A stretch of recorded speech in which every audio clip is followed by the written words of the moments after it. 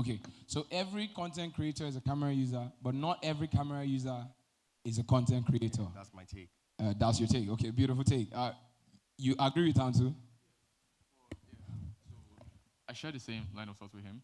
Every camera user is a content creator, but not every content creator is a camera user because there are several forms of content. There's written content, there's graphic content, and you don't need cameras for each and every one of those. So you could create content without necessarily having to shoot with camera. Right. Perfect. I think that answer does it. I'm going to clap for myself. Clap for yourself. Please, are you checking the group that is clapping? The clap is loud here. So the buns and the egg roll. We'll add egg roll for the people. The people have half buns. One buns per 2 people. We go share them. Okay, those are the price. Now we just added gimbal to the list. Giveaway today. Yeah?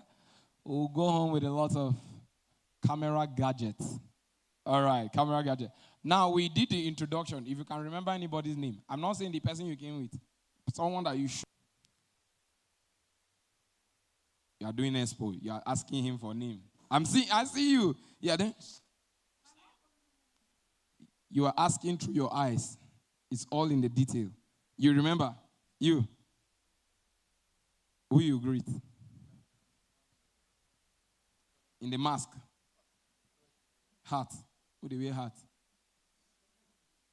Yeah, that's a beanie. Mr. Victor. Mr. Victor, you remember his name? Are you sure your name is Mr. Victor or you just agree so that we'll go give him the price?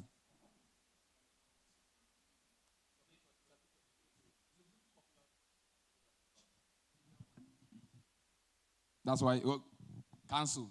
For saying popular, cancel. It means that you don't even need to ask him his name. You know him. You knew ahead of time. So if you're like, okay, walk around and greet people. I know your name already, but yeah, hello, Mr. Victor. Nice to meet you. I know you.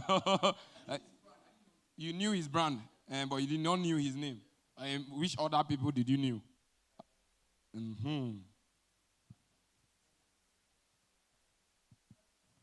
Randall. You Randall. Now that I know your name. Who and who did you meet? Okay. Moses.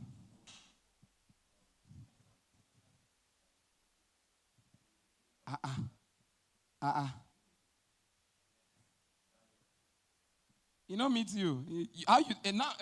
Thank you very much. Let's stop there. Shebun Asi.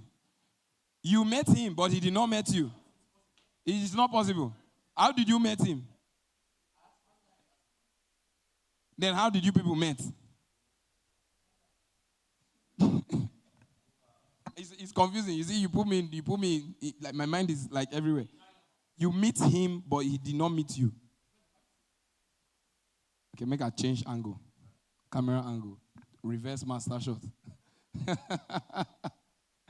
All right, so, okay, yeah, we got our names. Who got occupation? What do you do? What do you do? Did you ask anybody what they did? See, that's another thing I always talk about. You know, when we go to places, we tend to introduce ourselves. And then we relinquish our brands to the background. So introduce ourselves first, then brands later. Most times we introduce ourselves first and brand never. And it's actually very bad, very sad. You know, we don't get to tell people what we. Okay, if you didn't know he was a popular photographer, it meant you just shake him and not know what he does. You know, because me looking at him now, he looks like one tailor. Because that's how tailors like to dress. He looks like a fashion designer to me. You know, you're a fashion designer too. Lakuta. Ushers on standby. If this is not prophecy, I wonder what it is. I look at you, sir. You're a videographer. The way I look at you, with your glasses, your lenses. Okay. You look like a software engineer. But you see, you look like, but you're not. You know, you could be a Yahoo boy. Or you could be into sporty. You dress sporty, you know. Yes. All right, so I think there are new people. If you're a new person here, please do your hand like this. If you just came in now, do your hand like this. You were not here when we were doing the giveaway, and you would like to participate to win one of these amazing prizes here, raise your hand up. Let me see. If you don't want to win, it's not by force. You don't have to carry your hand. If you were not here and you want to win one of these amazing prizes, we have a Black Magic 4K cam here. We have this amazing gimbal, this beautiful, beautiful Sony. Oh my God, this Zoom recorder looks very sexy. I want to win one of these amazing. Let me see your hand up. If you're new, you just came in now. Good. You came in. You came in 2 times. You now wow 1 2. Until you now, you raising your hand or is down, up or down? You don't even know. Okay. All right, we were doing introduction. We have to introduce yourself first. So 1 2 3 4. Auntie, that's just coming in 4. You walk around 4 of you, specially, and greet people and be like, hello, hello, hello. My name is this. My name is that. You have 30 seconds. Your time starts now. 30 seconds. Yes, you too. Auntie, you too. Walk around. Auntie that is sitting down. Walk around. Walk around. The Holy Spirit says you should walk around. Hallelujah. Greet people. Meet. And you not even greet these people. You look like person where we say if you win election, you not go share palliatives for your local government. You first go Idundu, play FIFA. Oh yeah.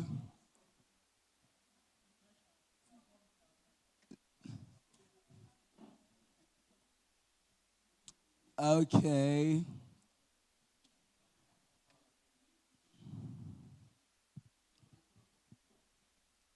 You are a phono. If I had to hear that right. It's a phonographer. Phonographer. Is there a difference between a phonographer and actual cinematographer or photographer? There's a huge difference. Phonographer, you could do phonetics and still be a phonographer, you know? Oh, that's an actual thing. You know, it's actually progressing. There's a movie, an actual film that was edited on a Samsung phone. It's advancing, like it's getting like real lit and competitive. Yeah. And okay, before we continue, ladies and gentlemen, I'd like to invite Emmanuel Dominic to come on stage and talk to us about Two Thumbs and the whole idea behind the Sportlight event. Ladies and gentlemen, if your hands are not too busy, a round of applause as Emmanuel Dominic comes here on stage. Okay. So we're finally here. Good afternoon, everybody. Once again, put your hands together. It's Spotlight, everybody.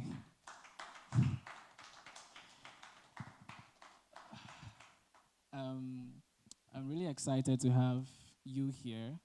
This is my maiden event. I have not really done this, but seeing your faces here, I am really much inspired to do more and more and more.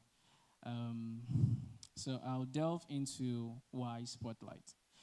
Spotlight is inspired from a future past, and that I mean, looking back from when I started and where I started from, I was never like this. I come from a place where knowledge was very difficult to access.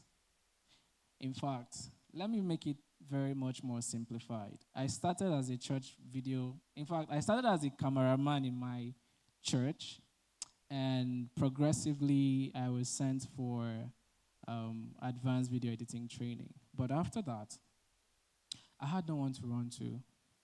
You know, looking at where I want to be, I saw the kind of content I'd wanted to create. But I didn't have anybody to go to. I didn't have access to the right information. I didn't know who to go to unlearn the wrong things I knew. Because trust me, in the process, before you get to become an advanced cinematographer, you will learn lots of stuff that are obsolete. Do you agree with me? Do you agree with me? So, I sat down one day and I was like, okay, I know there are lots of people who come into my DM, boss, I want to learn from you. I like to be like you. I love your content. I do this and do that. I'm like, okay, I understand that these persons, they come from where I came from, Why not create a platform, a safe space for them to dialogue with industry experts, give them the opportunities I never had, to upskill and become better, ask the necessary questions without the fear of being judged, and advance in the art. That is what has inspired Spotlight. And I'm very happy to have each and every one of us here. I'm also going to learn from you. I'm going to learn from our amazing facilitators that are going to bring great areas of our craft under the spotlight, highlighting on very different facets of the industry. And I'm very happy to tell you that I am officially a filmmaker. Hello. So, Emmanuel Dominic standing here is a member of the Cinematographers Society of Nigeria. Thank you. So what we do is, as registered members of CSN, Cinematographers Society of Nigeria, you are certified to shoot films. Okay, that's for Hollywood. And to add to what I'm saying, I came in from Lagos this morning after wrapping a film production on Saturday. Please put your hands together for me again. This is my 4th film, and by tomorrow I'm going back to Lagos to shoot a 5th one and another one at Enugu. Yeah. So I'm saying all of this to inspire you because it's not just all about here. When you know where you want to get to, what you know now becomes boring. What you know now becomes boring. The things you see people do becomes boring to you because, it is not just connecting. Are we together? So before any further ado, I'll call on Maven to come do what he knows how to do best. Please put your hands together for Maven.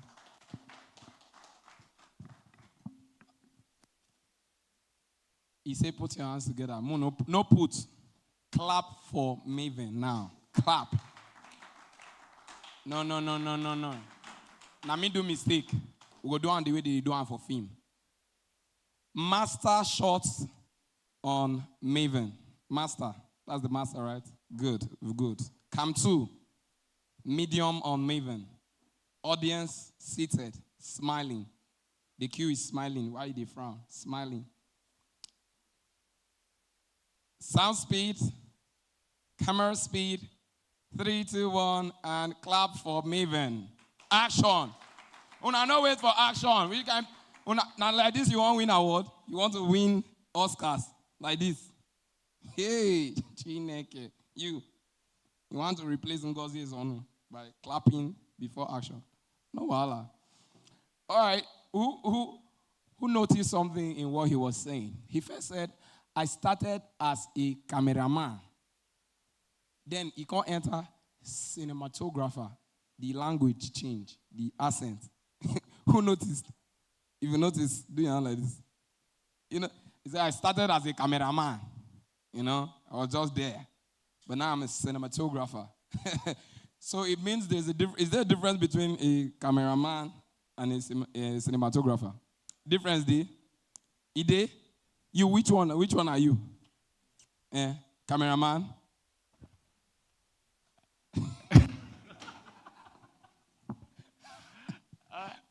I'm a camera operator, yeah.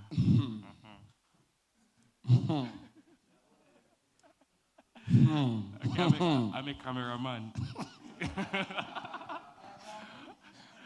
You are trying to package it. I'm a camera operator. You, I'm a camera engineer. Both of you, I'm a camera electrician. I'm a camera amender. Camera operator. Use operator. Yeah. If you use that one, wear helmet. It be like person when they wear helmet with seat belt. Operator. Or then who is a cinematographer? I will not do that giveaway now. All these things. If you do, you will finish. Who can try? Anybody? Tell us. Okay, if you're a cinematographer, say, I am a cinematographer because I do cinema. Not be so. Camera operator operates camera. Cameraman is the man that mans the camera. You know this thing. This boy, they carry first for school. Okay, from my knowledge, a cinematographer is one who's specialized in shooting films. Just films. Yeah, they basically focus on films, and there's a very fine line between a cinematographer and a cameraman. A cameraman shoots burial, shoots funeral. I'm just doing that for humor. But Okay, so now we have, now listen. We have a cameraman, we have a photographer, Yeah. we have a videographer and a cinematographer. Are they different or they are like from my knowledge, worlds that collide into each other? Cinematographer, like I said, they focus on films, documentaries, and there are several aspects as regarding that, which has to do with understanding lighting, Okay. understanding editing, understanding Sound. Yes, understanding sound and all of that. For a cameraman, most times you could be a photographer. A cameraman is more like a general word. You get An umbrella so term. yeah. So there's a videographer and there's a cinematographer from what I've come to know. And a videographer just basically makes videos. Okay. He shoots video. You can call him for an event. Yeah, like what I'm doing as videography. You can call him for an event, a burial, wedding. You get cinematography. Why you call burial different? Burial no be event. You call him for an event, burial. Yeah, so but for cinematography, it's more planned, yeah. More Okay. organized. More scripted work. Yeah, more scripted work, exactly. All right. Mona, clap for him now. Clap for him. You clap. Clap means snap you. Clap now, he's snapping you. You don't know. You don't want to get a picture for this event. All right. So, if you've had an experience with a camera and you're in this house, you've used the camera before, whether on a phone or actual camera, do your hand like this. Raise your hand up. Whether on a selfie you snap, or you snap person, or you know something, but camera don't do your hand where you use. If you use them before, let me do like this.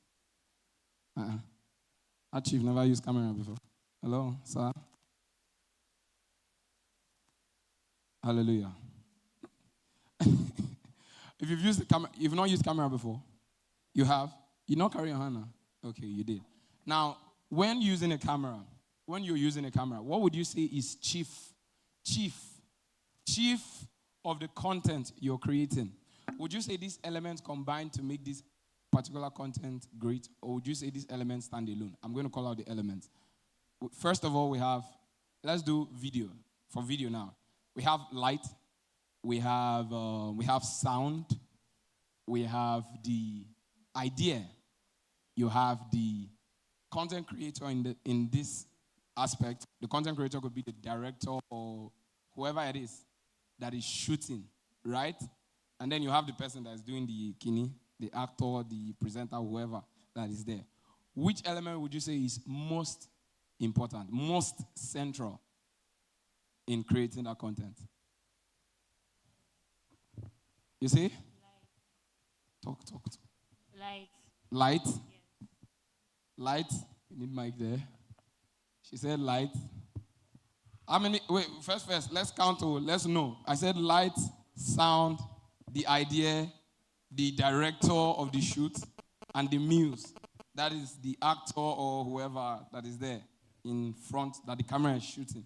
So which is most important? She said light. Well, for me, it's the idea, because as a creative, I first of all have to envision what I'm shooting, and I could make do with whatever is available, as long as there's a picture in my head. But for me, it's the idea. He says the idea, she says the light. Let's go. For me, it's the sound. Because if nobody's hearing what you're saying, the entire content is pointless. He said sound, she said light, he said idea. Let's go. Who else? Someone, okay. For me, I would say it's the characters. The character. Okay, we have someone here. We have someone there, here. We've got light, okay. No, him, here, in front. We've got light, we've got the idea, we've got the character, we've got the sound. It's idea. Idea? Yes, because if you don't have the idea, then you cannot put it as a script. So the lighting, what are you lighting for? It's the idea that you're bringing the lighting. Okay, we have another idea. Final person here.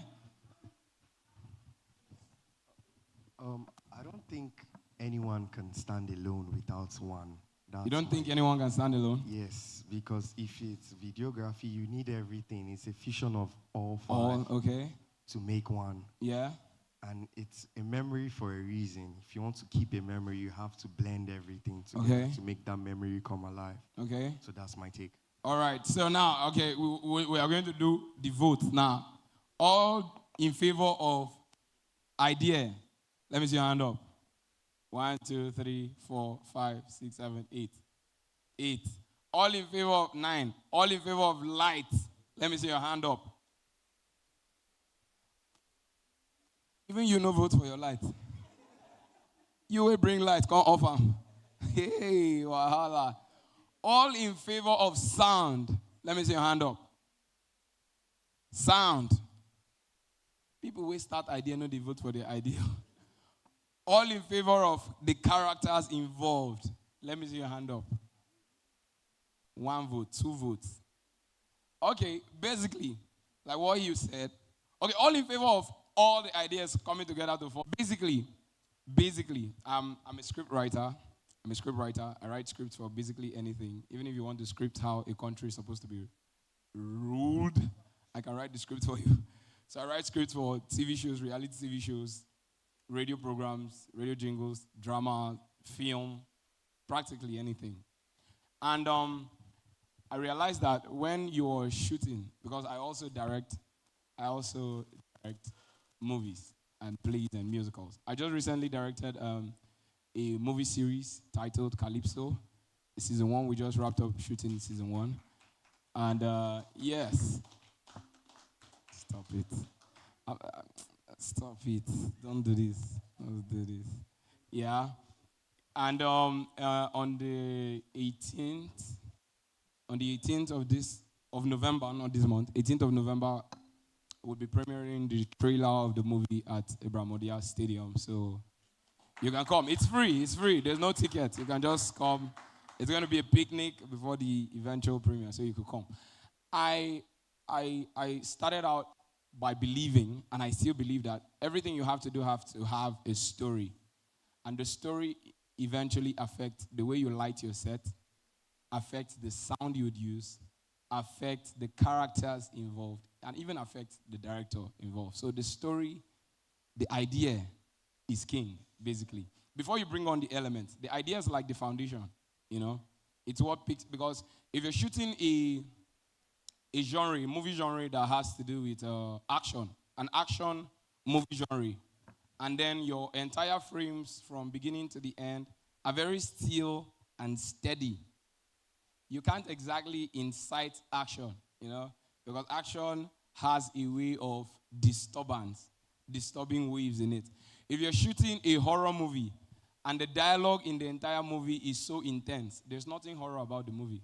Horror is best executed in silence when they say less, you know. That's when the sound comes in. That's why there is no... If you watch horror movies on mute, try it. You will never be scared. From beginning to end. In fact, watch horror movies with the volume reduced to like 5. You will not feel anything. But if you watch a horror movie with your home theater, increase the volume to 200. Every bass drop, every page that flips, your heart will skip. And I actually enjoy writing horror specifically because horror takes little work. You go little work. When I say little work, because you don't have to write plenty dialogue. You just have to describe the scene. So you could end up using 2 pages to describe 30 seconds, you know, that you eventually shoot or, that will eventually come out. And after editing, that 30 seconds comes out like 15 seconds. So you have to make people afraid for 15 seconds. So, yeah. So the idea is basically it, right? So now we'll move forward. We have to take it a notch higher. Do you think the gears you use actually affect the story you're trying to tell? Do you think the gears you use? Because remember, it is content creation and what? Content creation and what? Spotlight on content creation and camera user. So do you think the gears you use, the quality of the camera, quality of the sound, quality of everything you use, the light, the makeup, do you think the quality affects the story you try to tell? The quality affects the story, right? It affects the story. So it means that if I can't afford a 6K Black Magic, I should hide under my bed and not shoot anything. Yes. Yes. Yes. If I can't afford a high quality Zoom recorder, I should not even try recording sound. Is that what it means? No. No? No. Okay, so what are we saying? If you say quality, then it means that I have to go up there, I have to get my red 3 or red 4, No, probably. Okay, now basically is when now you gonna do this when we're shooting with 60D. Now you get to see this thing in most of these Nigerian films where they are trying to achieve a slow motion. Okay. In this particular scene, and maybe probably this camera that they were using, this camera doesn't have that higher frame rate to shoot to achieve slow mo. Okay. Then probably they bring into post production, trying to edit it and try to force that slow clip. mo. And you see that the thing is not even slow mo again, and it's jerking. But all the same, the video editor tries his best, because I think it is a place of the director to know that, okay, if we are shooting a particular scene where we have a slow-mo, we should use a camera that have a kind of higher frame rate that can achieve that particular result. Yeah. Okay. I think a long way camera has to, you need to have better cameras to, so I think, yeah. Okay, so perfect. Now, for instance, now let's say I'm a TikToker. Kai, I don't have iPhone 15. This is my room. How do I cover this background? This girl that came to my house, he carry wigs. The wig is just there, everything. The paint, I've not painted this room, you know. So I should not do a video because I don't have a good gadget or probably a good background. Okay, someone is there. So personally, I feel like you can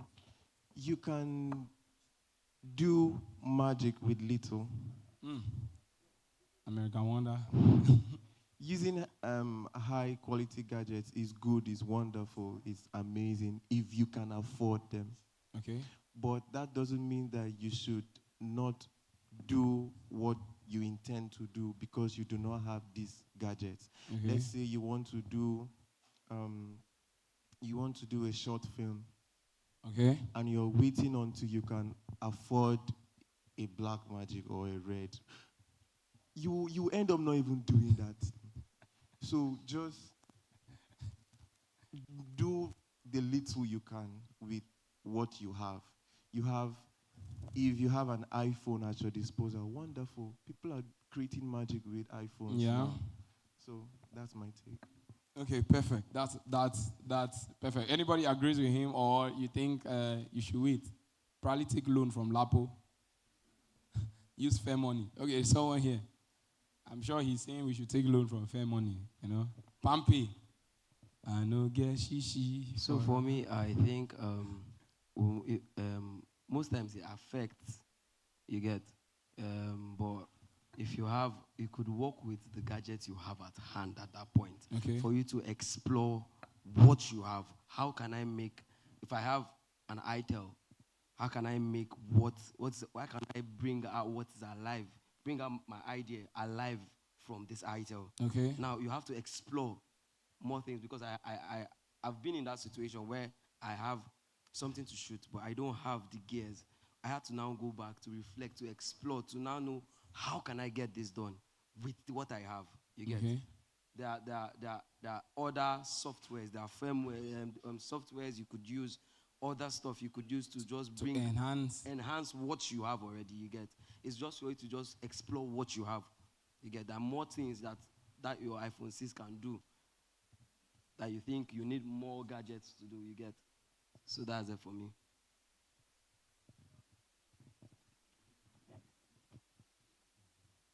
Okay, that's a beautiful take. That's a beautiful take. Personally, I really dig what you said, because if you make a particular content with a particular device, with a particular set of device or instruments that you have, I think it's even better if you list them out and be like, what I created with my ITEL 2.0 and this. I think it even forms a nice caption for your video. Do you agree? Do you agree? So if someone shoots with it's what most YouTubers in the West do. Someone shoots a clip with a 6K black magic, and they shoot the same clip but with a less camera, and they'll be like, oh, I saved cost on this video by shooting on so and so device. Do you understand? So basically, I think the place of wanting to start with high-end gears, that place has shifted. Do we agree with that? Now, okay, let's agree now that has passed, and then we are in the AI phase now. Do you think that AI actually would make content creators more lazy? Like they won't want to sit down and dig deep? Would it make content creators lack originality, lack depth, or would it make them do better and do more in less time? The truth is, AI is in the room. Like AI is the elephant in the room. No matter how hard you try to look away, it is there. It is there. It has come to stay. I mean, recently there's an AI feature in Adobe After Effects.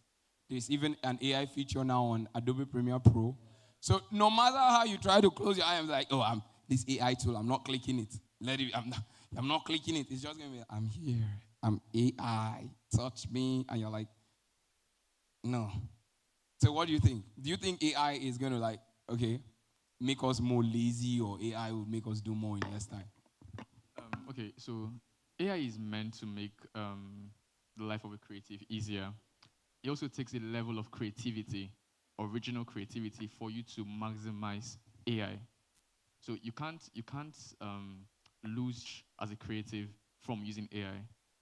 You need to have that expression. You need to have insight. You have to have an imaginative mindset for you to be able to utilize AI properly.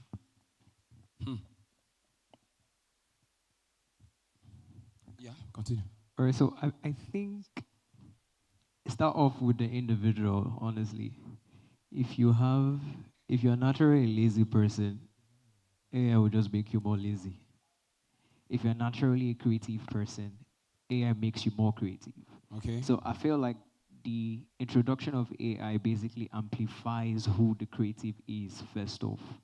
If the creative is not someone who is open to putting in the work and looking for shortcuts, yeah, the AI just amplifies that downside. Okay.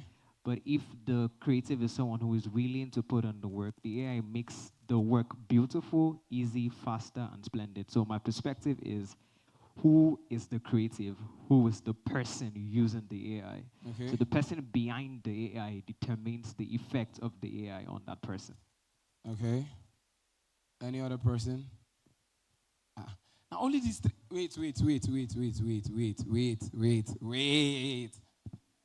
1, 2, 3, 4, 5, 6. When I no go talk again. Cancel. Collect my mic. Collect it. We need another person. I thought we are content creators here now. Let's not now make this into a small. It now look like meeting that we're having in Crispy Chicken. I need someone else to say something about it. Okay, I don't know what AI is. Let me see your hand up. I have never heard about AI. I've heard about AI. Let me see your hand up. I've heard about AI. I know that people use AI. I've seen people advertise AI and all of that. Okay. These three people again. All right, so I need someone else. You, cancel. You two, cancel. I need someone else. You two, cancel. 1, 2, 3, cancel.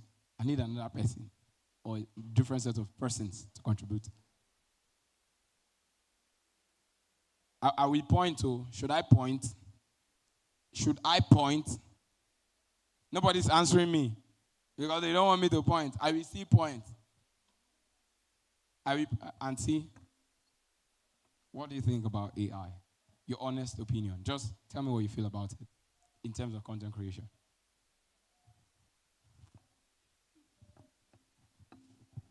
Okay, so for me, I think that you need a certain level of creativity for you to be able to use AI, because if you check like some photos, let's say for instance, during Children's Day, Sterling Bank used AI to do their promotion for Children's Day.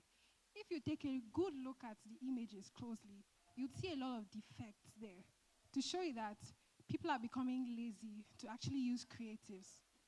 Okay. So there were a lot of defects in the photos, like children were having 6 fingers and they did not take their time to give it to somebody to actually edit these images to make it better. So I think that speaker for the day. She is a creative consultant with over 2 decades of dedication in the creative space. Her visionary commitment to positioning creators for global opportunities has garnered recognition from prestigious platforms and awards. Featured on the notable platforms like Calabar Blog and Black and Good UK, and was recognized as one of the top 35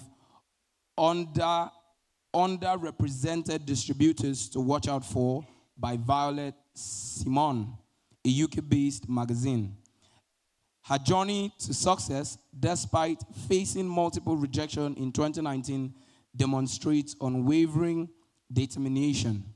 She is an OPEX fellow, an alumna of Future Females Business School, Founder Institute, and advocate for UN SDGs and AU Agenda 2063. At this event, the Spotlight, she will share her invaluable insight and wealth of experience with us, the creators, videographers, and photographers, because she believes that every African talent deserves the global stage. Ladies and gentlemen, with a round of applause, let's welcome Esther Richards to the podium. If you clap louder, she will... Yeah, some people are not clapping. That's why she's not coming now. I'm seeing some people are not clapping. Until you are clapping with handkerchief, that's not an actual clap. That's a semi-clap. You are not smiling while you clap. Are you angry at her? Oh, yeah, yes, she's coming this way. Oh, my God. Hi. You actually look more beautiful in person. Good afternoon. I'm very excited to be here, and this is really a privilege for me because I'm passionate about positioning talents like us for global opportunities. It's something that I have benefited from. I'm not a photographer. I'm a creative. I've been in the space for over 2 decades. So yes, I know the challenges. I have suffered everything you suffered. I may not have been looking for an iPhone to shoot something, but I've actually suffered the challenges of creating content as well. So I understand. But why I'm passionate about today's event is because everyone sitting here has a fair chance to, I don't want to use the word blow. I don't like that word. Everybody here wants to blow. But I've noticed that people that blow, they are one-time wonders. You understand? I don't want a one-time wonder. I want creatives to build like a thriving career out of their passion, which is very possible. So today, I'm going to try to take us through almost 20 slides, but it will be very interesting, trust me. Before I start, I'd like to ask, is that fan for me? Okay, thank you very much. I need the fan. Okay, so I'd like to ask, what are our challenges? As I heard the guy standing here talk about a couple of challenges associated with the guys that create content, like videographers and photographers. What are your personal challenges? Now, why I'm asking this question is because this is how this is going to go. We're starting from your personal challenges. We're going to the opportunities, and we're going to how you can plug in despite what you're dealing with. Because whatever your challenge is, there are 1 million other people who are dealing with it in more remote parts of Nigeria and Africa, right?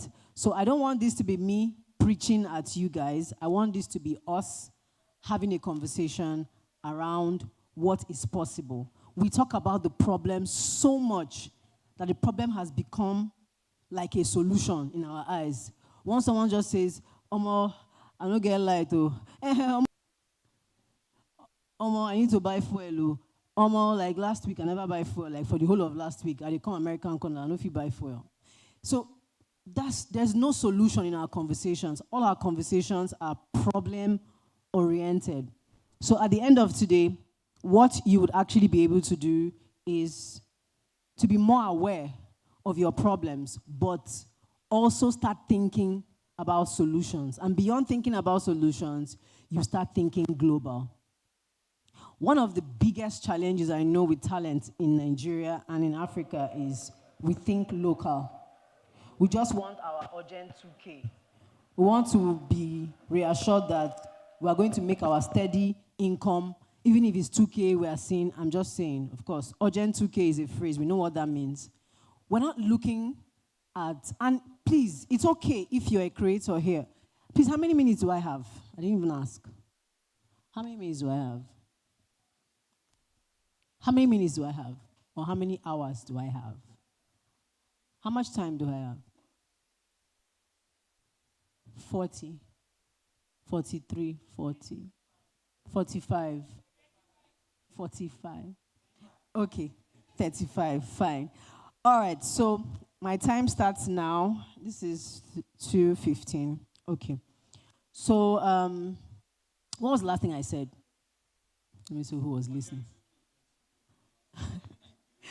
Okay, so it's possible for everyone here to have their works featured globally.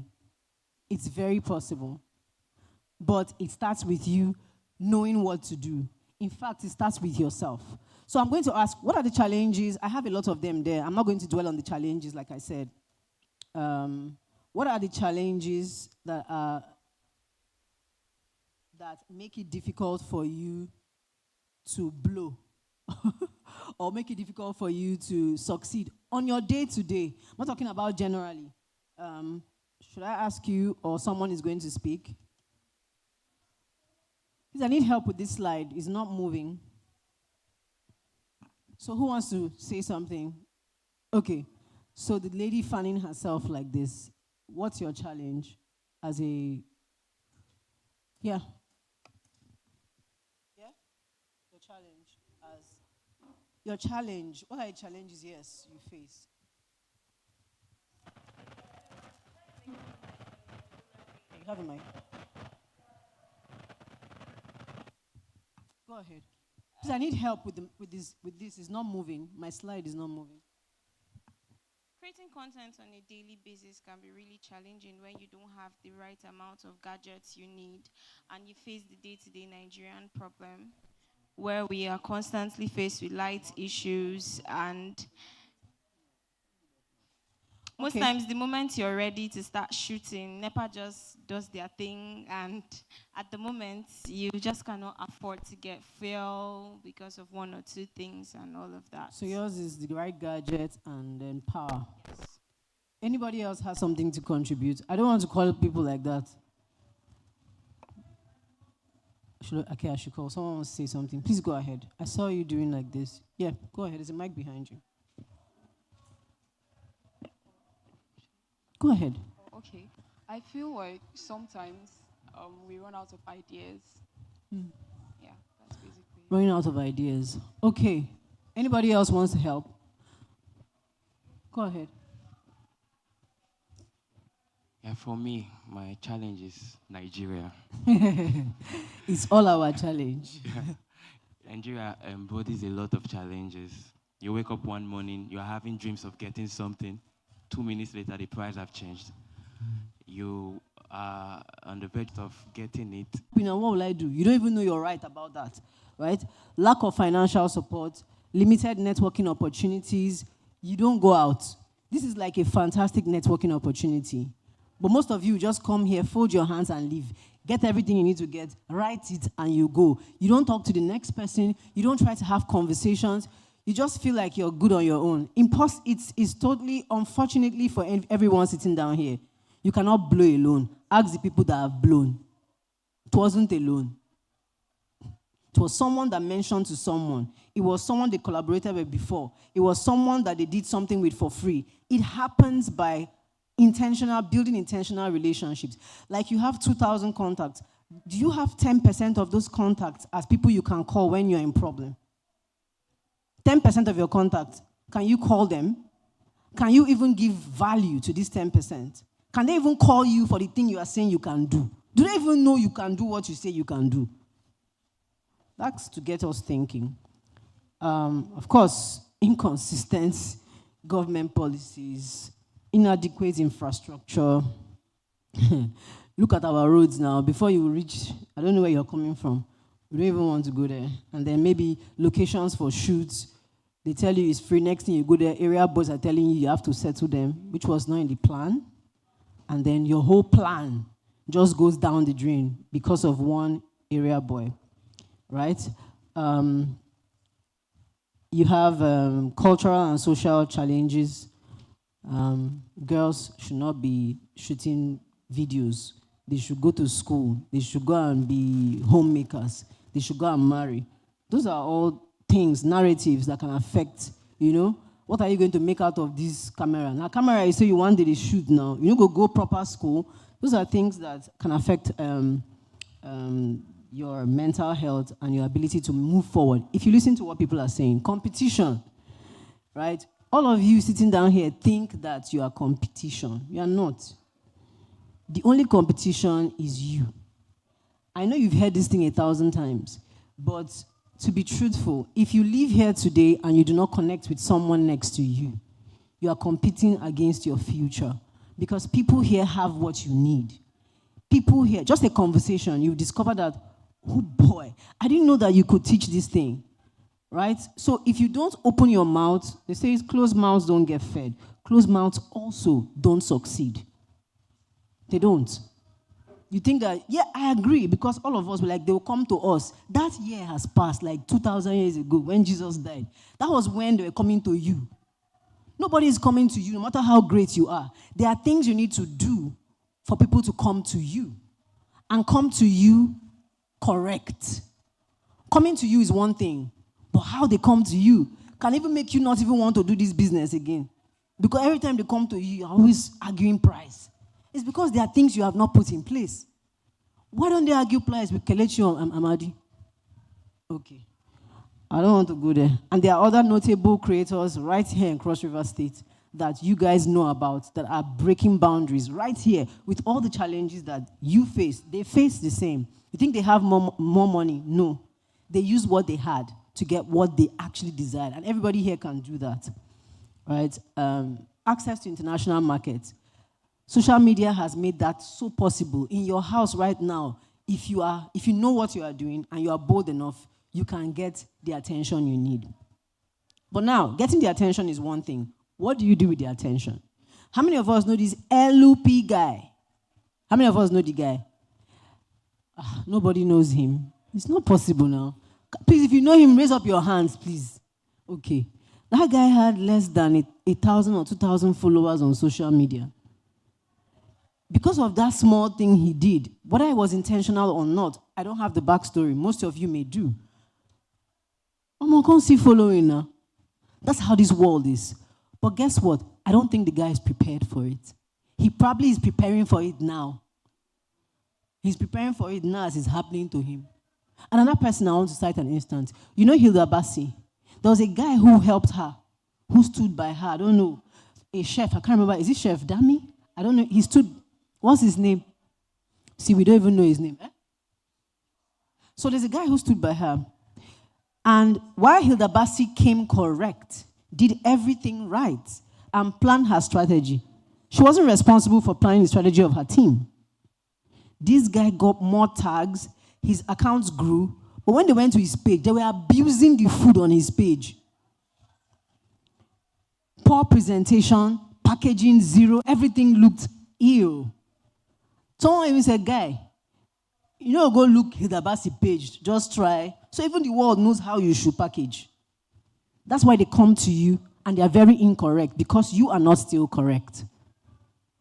So, I just want you to know that all these things is a matter of this and grit. When you know, most of us now here where you stop.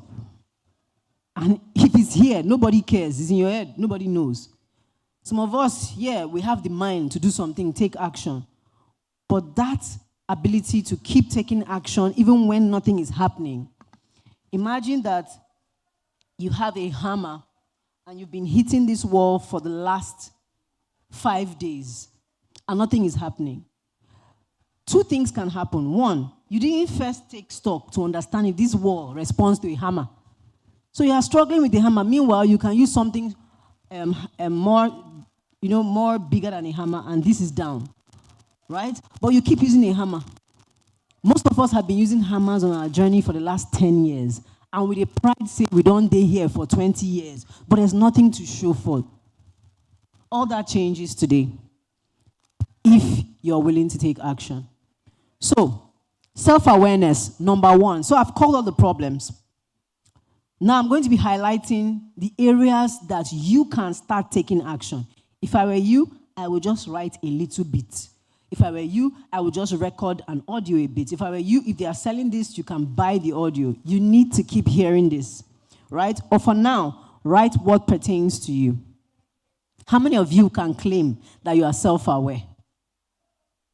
That I know my weakness, I know my strengths, I know how to show up, I know the people I can avoid, I know how my work, I know my mission as an individual artist. I know that I cannot be found here. Even if someone comes to tell me, now this you're consistent on your path. The lack of self-awareness is one of the reasons that we are not even making considerable progress. It plays a very crucial role. It plays a very crucial role, right?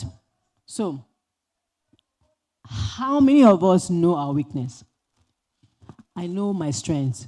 I know my weakness. I'm not saying smoking, drinking, womanizing. I don't know. That's not what I'm talking about, please. There's something called SWOT analysis. Your strengths, weakness, opportunities, and threats. Now, your strengths can be a very big threat to you and to everybody around you, to even your career. I'll give an example. You have social capital. What that means is that you're just a young lad with a phone, maybe an iPhone, and then you have social capital. You know a lot of people. That's a strength. But because you know a lot of people, you are proud. When you go to an event, instead of you to... That's a huge opportunity there that your strength could have brought to you. But because of lack of this, that strength has become a big weakness. People are now calling you proud, but you're actually very talented. So today, write that thing down, go home and do a SWOT analysis on yourself. Check your strengths, check your weaknesses. And there are opportunities in every strength, there are weaknesses in every strength. Make sure that you are conscious not to fall into the trap of having your strengths become threats to you. Setting realistic goals, another one. How many of us have goals? The goals that are realistic. Not that I want to, let me get an unrealistic goal now. You live I don't even want to say it's about where you live. You're in Calabar here, you can barely feed, and you're saying that you want to build not a spaghetti highway. Now I'm looking for something more real, something more, okay, a spaghetti highway is unrealistic, right? So you say you want to build a spaghetti highway for cinematographers. Okay. That's so nice. But what does that mean to you? Our goals do not mean anything to even us. Your goal has to mean something to you first, and you have to believe and live that goal to attract the kind of attention that you want. I don't want to use myself as an example because I am not a cinematographer or I am not a photographer. But it's important that you have a goal, a clear goal. Your mission. How many of us here have mission? I have a mission. I know my mission. How many of us have it? Please tell me. I want to hear it. Please give them a mic. I raised up my hand. I have a mission. I want to hear it. These things I'm saying to you are things that you have to consciously sit with yourself, craft. Nobody is coming to do it for you. Not even your mother. Because they don't even understand what this means. They don't understand the value in the creative industry and what you bring to the table. They don't understand it. So microphone, please. I saw his hand. So, Who's speaking, please? Okay, please stand up so I can see. I have like an aim, like my mission in this photography space, and that is to make everyone's dream come true. Because I feel everybody one day would love to keep a memory of something, but they don't just know how to get it done. So that's my whole purpose for photography. Fantastic. It's a great start. Yeah. It's big, it's broad, but I mean, how do you do that? Your mission is how you do it. Your vision is what it is, your why. I have a why. I believe that, so there are two sides of me. I have the creative space side, I have the entrepreneurship side, and then I have the health, fitness, and wellness side. The most part of my life, I did the creative thing. But now I'm growing older, raising a family, I'm looking at health, fitness, wellness. But I'm also positioned in the entrepreneurship space. Next week, I'm going to be at Akwa Ibom Tech Week, invited as a guest. How did I get there? I'm going to give you that very, maybe boring story, right? In 2019, okay, so I've suffered a couple of rejections. There are opportunities for everybody sitting down here. All you need is your smartphone. And all you need is to continuously apply. I met Grace Ihejamaizu. How many of us know Grace Ihejamaizu? Okay, so a few people know her. She's the opportunity person. She has opportunities for educators, right? So she started introducing me to these things and told me, you could do this for creatives. I went neck deep into building a startup with no idea. I didn't have any of these things I'm asking you about. What happened? It crashed. I was even selected to be part of Founders Institute. Founders Institute, if you enter, you can't even graduate. We have about 500 applications. I came out top 54. And then to graduate, we're only 17. I was amongst those who graduated. No, my heart stopped beating at some point because being in accelerator programs will break you. It will break you, right? So, but when I finished that, I realized that I don't want to build a startup I don't want to build a multi-billion-dollar business. So now, I didn't have self-awareness. I'm not talking about 15 years ago. Now I'm saying like 4-5 years ago. I did not have it. So I'm not telling you what I've not practiced, right? At the end of the day, I realized that I'm a social entrepreneur. I'm not big on money. I'm so big on impact.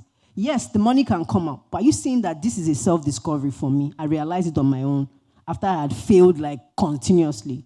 I began to apply for opportunities, more opportunities, and I kept getting rejected. The first one came in 2020, fully funded for fitness in the US. It was mind-blowing. I couldn't believe it. There were 3 people. I was the only black person.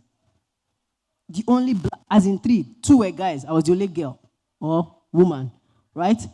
So my journey from there moved on to which part? The part where I had to get people on to build this thing. It's called Workish. It's a failed project, but it's still combusting. I'm succeeding in other areas, but that failed. But I know why it failed, and I'm building. Standing here today, I've seen how I can walk through Workish. So if you check Workish, WIRKISH, you see a couple of things. Even on LinkedIn, you'll be like, wow. This is speaking to me.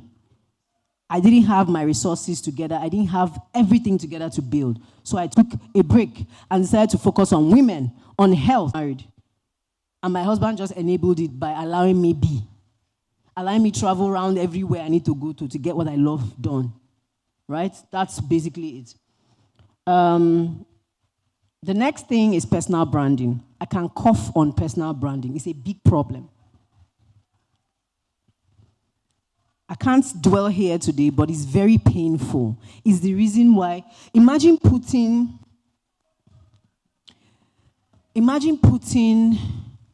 that waterproof bag now she has. You put what's the latest camera now? Latest camera. You guys know the name. I don't know the name. Is Black Magic good? Is it good? You should help me now. So let's say, whatever, that camera, you put in that waterproof bag. Will anybody get attracted to it? I need a response. Will anybody ever look at that waterproof bag? Will you even notice it? No. I walked up here. He said, you look more beautiful than you are in the picture. Most of us, the picture is the only place we look beautiful. When they see you, they're like, they can't even connect your photoshopped face to reality. These are things that are making it difficult for us. We have established the fact that there are challenges, but you also have low-hanging fruits that you can turn around for your own good. Packaging. I'm not saying fake life. You have only 2 pairs of trousers and 5 t-shirts. You can wear it in a way that people will be like, wow, this guy, the dress. So it's in how you show up. And personal branding is not only about your logo. You can have logo, have your price list, everything. It's not enough. There are systems. Financial skills. How many of us here even know financial skills? We know how, I'm not saying 1 + 1, 2, you have savings. No. You are literate financially. How many of us are literate? Please boldly raise your hand. Because me, if I'm scoring myself for literacy in financial, I'm now around 4. Because I was in 0 for a very long time. I was just saying, I have salary now, so I don't have any problem. No, it's not enough to have salary. You have to make your salary secure your future. And that's a lot of things that we don't have. They don't teach it in school. They didn't even teach it in most of your classes, but it's important that there's a business of your art that you have to get together. Emotional resilience. I'm not going to talk about boyfriend, girlfriend, because it's not even my business. But there are relationships that you get into that make it difficult for you to focus on your work. If you have this, cut it off. They're not even, if you know where you are going, imagine that all of you here are heading towards Abuja. We enter into a bus. Won't we go to the same destination? But imagine that I'm going to I'm going to this, I want to enter the same bus. What's going to happen? That's what's happening in most of our lives because we don't have a sense of direction. So you have to create that by yourself and have that ability to make people, to connect with, to be able to, and imagine that you just spot where you're supposed to be. You're able to carry people along and say, I'm going there. You now see, opportunities, I can apply. But when you're not seeing, you're just waking up every day and going to shoot. That's not a life. It has to be more than that. How many of us know what they call the SDGs? How many of us? I know it. SDGs. Yeah, Sustainable Development Goals. Now, there's something called Africa Union AU Agenda 2063. How many of us know that? Okay. Now, the SDGs is a global thing. The Africa and other continents have keyed into it to save the world before 2030. So any organization that keys into that thing, any individual, creative, whatever, anything you call yourself, you key into that vision, you become a global talent. I just gave you, what's it called, the expo.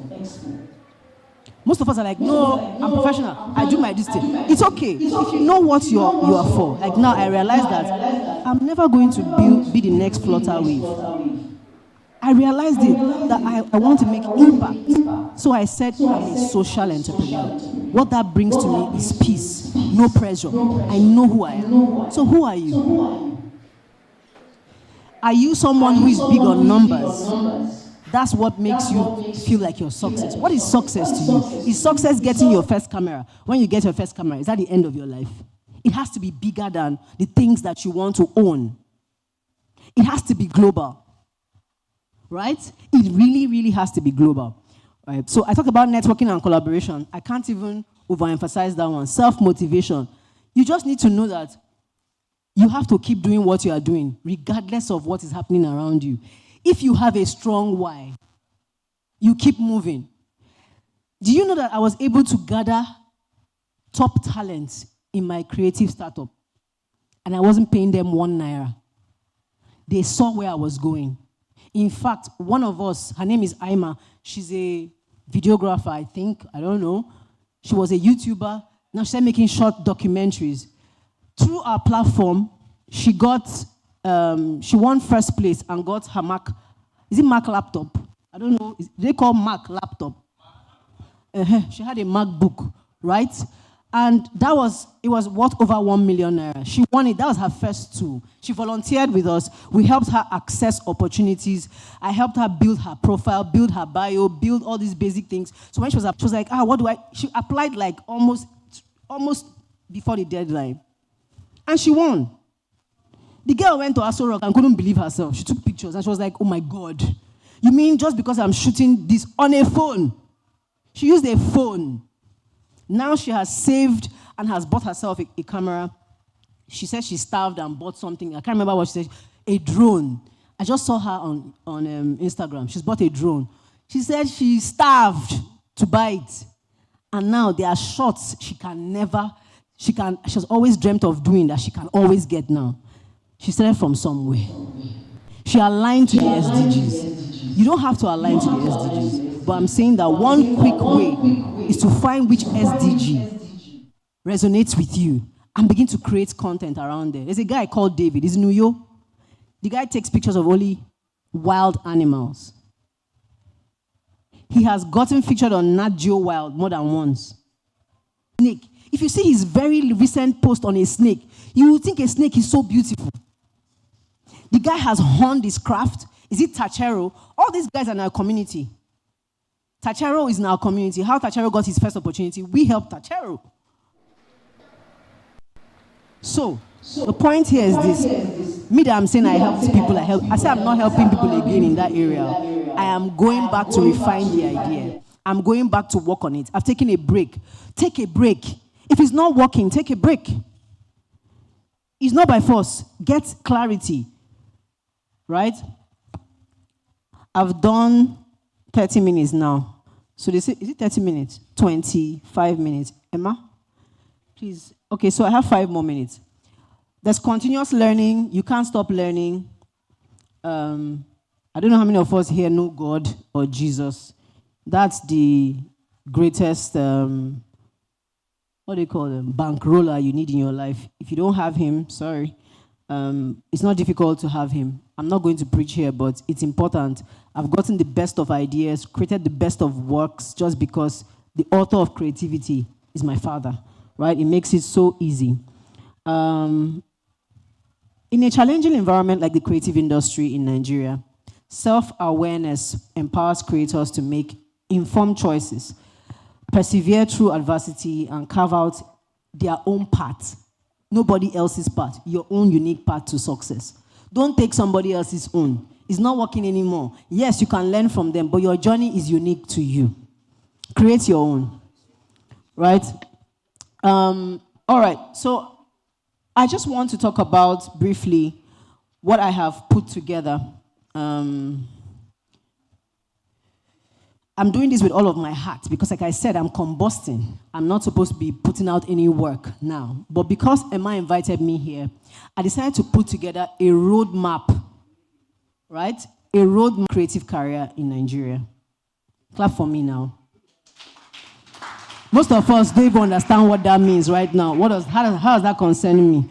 Okay, what that means is that from point A to point Z will be written down in a book that if you follow that book from point A to, not even a book, it's just like an e-book, but basically it has other things. So I'm going to add top 5 global opportunities as links to global opportunities that are like most wanted for videographers and cinematographers. I'm also going to add a checklist that will help you see, oh my God, I scored 1/20. Wow. So I need to focus on this. Oh my God, I scored 10/20. Okay, so I need growth strategies, right? So I'm going to create this. It's more like a pre-order. I've started working with my team on it. And as usual, I don't think about the price tire. Because I know if I call the price, that is the global price, voila. So what I decided to do was to go back to my social enterprise self and say, okay, I'm going to create this resource with other consistent resources because you all are in a community, right? Like a WhatsApp community, right? Good. So that means we can always have access to you consistently. And the cost of this is, see them looking at my mouth, it's 5K. But if you are able to pre-order today, we are going for as low as 1,500 naira. Nobody's clapping. Now, what that has is that all these things I'm saying that you're trying to write, stop writing, stop writing, stop writing. You can own it for just 1.5. If you're able to pay in 24 hours today, the link will be sent to your community. And if you're able to do that, fine. But if you're not able to do that, by the time you wake up to it, it's gone back to 5K. Who knows, perhaps 10K. Because I'm probably going to be I may just put more things, right? Because I'm a giver, okay? So I just wanted to encourage everyone here. It's important. Your social media page is currently your profile. If you have a profile nobody can have access to, that is when they want to work with you. But right now, before they even consider you, they will check you on LinkedIn. How many of us here are on LinkedIn? It's okay. You don't have to be there. Oh. You don't have to be there. How many of us are on Instagram? Everybody's supposed to be there now. How many of us are on Facebook? Twitter, or now X. So before you choose your platform, you need to first know who you are and what platform is going to work for you. Don't go on 3 of them. If you don't even have anything to offer. Do you know how LinkedIn works? Do you know how Instagram works? Have you gotten your fair knowledge of engagement on any of this? You can try, but stick to one platform first that works for you. Build everything you can build on that platform before you start spreading to other platforms. If you have any questions, please, I will take them now. Thank you very much. This is the part where you clap for me. Questions, please. Okay, so we'll be taking just 3 questions. Just 3 questions, okay? 3 people. 3 people. Lucky 3 people. If they don't have questions, I'll have questions for them. So we'll have questions for 3 people. Yes, I'll pick them. Yes, I like that. So it's either you ask or be asked. Choose one. See hands behind you. 1, 2, last person. Last chance. 3. Okay. Okay. Come on. Okay. Good afternoon, ma. Good afternoon. In the course of the topic, I overheard you saying, I think the last point you just made, knowing your audience. When you talked about the Instagram, the social media platform as a whole, and let me talk about myself. Okay. I'm an audio engineer, and of course, I need the social media platform to work. So I just don't know. I think that's my question. Okay, so the first thing to do is why do you want to go on this platform? Of course, for awareness of what I do. Because all these platforms can give you awareness. Yes. So, if you have things as specific as, I want to connect with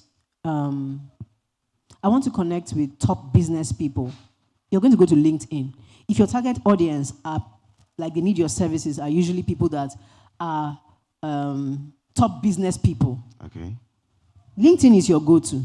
If your target audience is family, mother, father, children, Facebook is where to go to. The Gen Zs and the millennials, you go to your Instagram. But when you go to Instagram, you must come correct. Coming correct means if you are creating content that people will just be doing like this, that's what will be happening to you, no matter how talented you are. Wow. Right? So on Instagram, like I learned that on my own. Right now, it's difficult for me to get only 2 likes. But on LinkedIn, they get 2 likes, so I don't move. And that happened because I left LinkedIn for over 6-7 months. I took a break. But before then, 80, 100. I'm like, oh, me now. How did I just, they're giving comment. I don't even know anybody. I'm like, hi. But right now, 2, 4.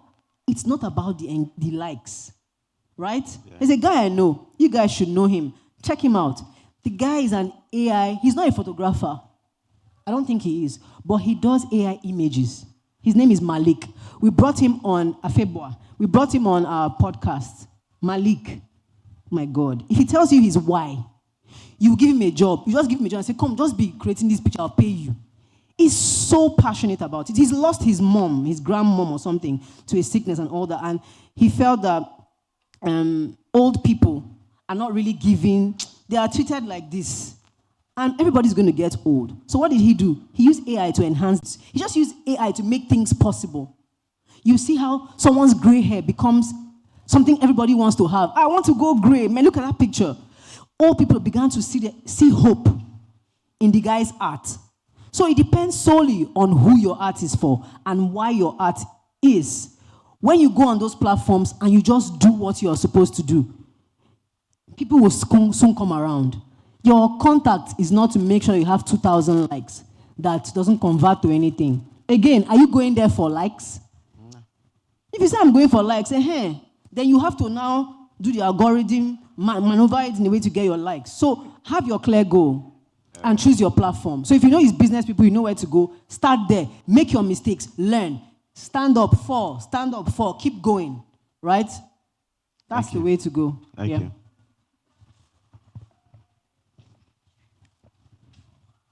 Good afternoon, ma. Hi. I said I know you. Okay, well, you said a lot about being a creative. I'm not really a creative though, but there's something you said that really caught my attention. You said something about financial literacy, and I would like you to throw more light on it. Okay. I'm a mom of 2. My first daughter is 14. My second is 10.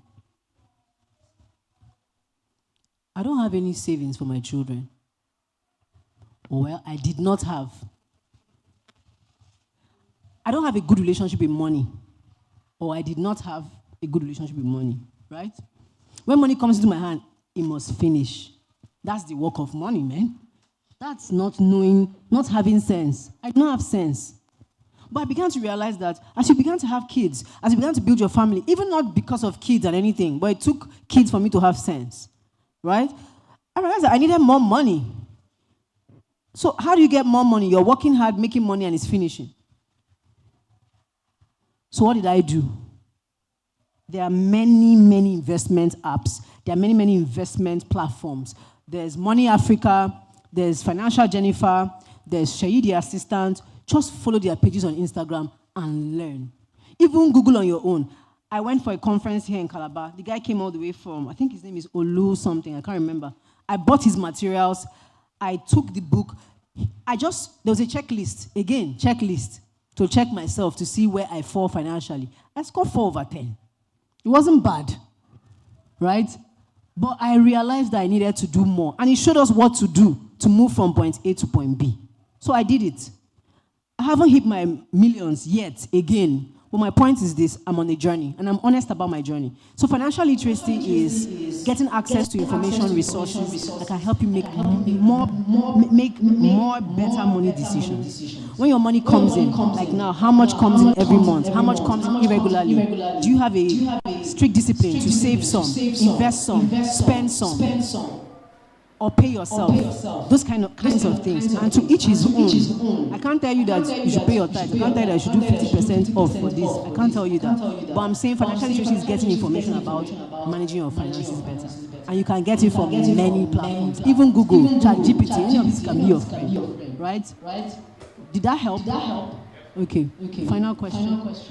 Hi, so you said we should point out, there was a time you said we should point out what we did not recognize or what we don't acknowledge. I like your voice, but can you make it more audible? Sorry. So you said we should pinpoint what we don't recognize as valid points of what you said about all the stuffs you listed, where you listed girls as creatives and stuffs like that.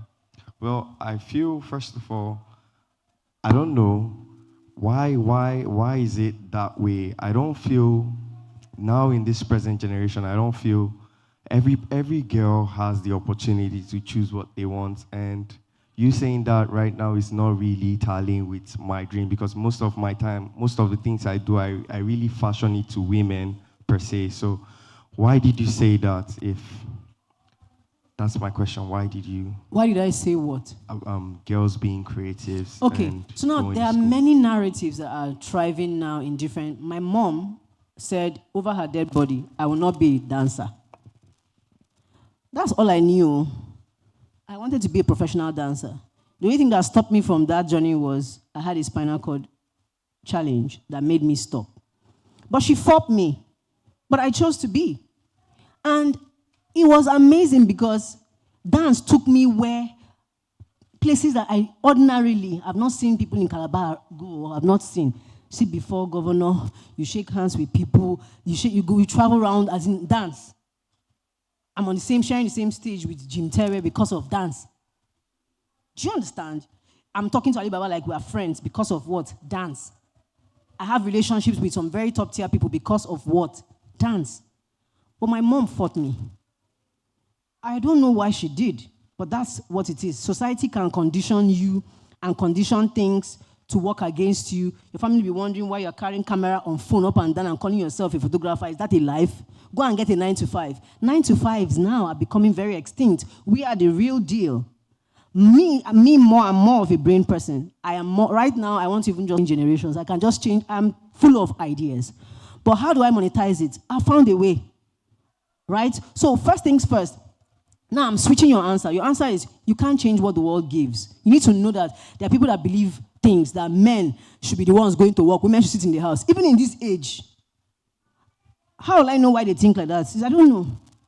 I don't know. It's their own thoughts, right? But you have to protect yourself in a way that these thoughts doesn't affect you at all. I'm going to give us another bonus point. If you're here right now and your goal or your dream is to work with any global organization, go and find them now. Online. Begin to read about them. Check their email. Send them a mail. Yes, of what you can do now. But before you send them a mail, please come correct. Make sure you have watered your Instagram page. Make sure you have your bio. Make sure you have some things. If you say, send us your bio. You'll not be running around. What is bio? What is bio? Now Google bio. No. Get yourself ready. Follow these organizations so that once you have that opportunity and they call you, you strike hard. There's a guy called Etido. He's in Uyo. I think I'm seeing him next week. He put out something on Facebook that he applied to he's an audio engineer as well. I don't know top audio engineer people around the world, I don't know. But he applied to one of the opportunities. He told them that he wants to do sound for them. He is in Uyo. This thing is in Belgium or somewhere. He applied. 2 years after, they sent him a mail and gave him an offer. 2 years after. And don't worry, he had already on Instagram. If you see his Instagram page, see his Facebook, you'll be like, this guy is serious. Can I say you are serious? Can I actually give you a job here in my backyard from Instagram, from seeing your page on Instagram? If I can't, then you need to come correct. And then you also need to get the roadmap because it will help you very, very well. So 3 questions are done. Thank you for your time.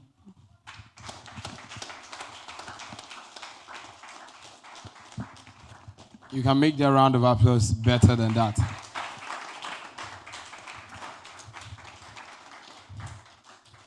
If there's something she said particularly that caught my attention, that struck my attention, was collaboration.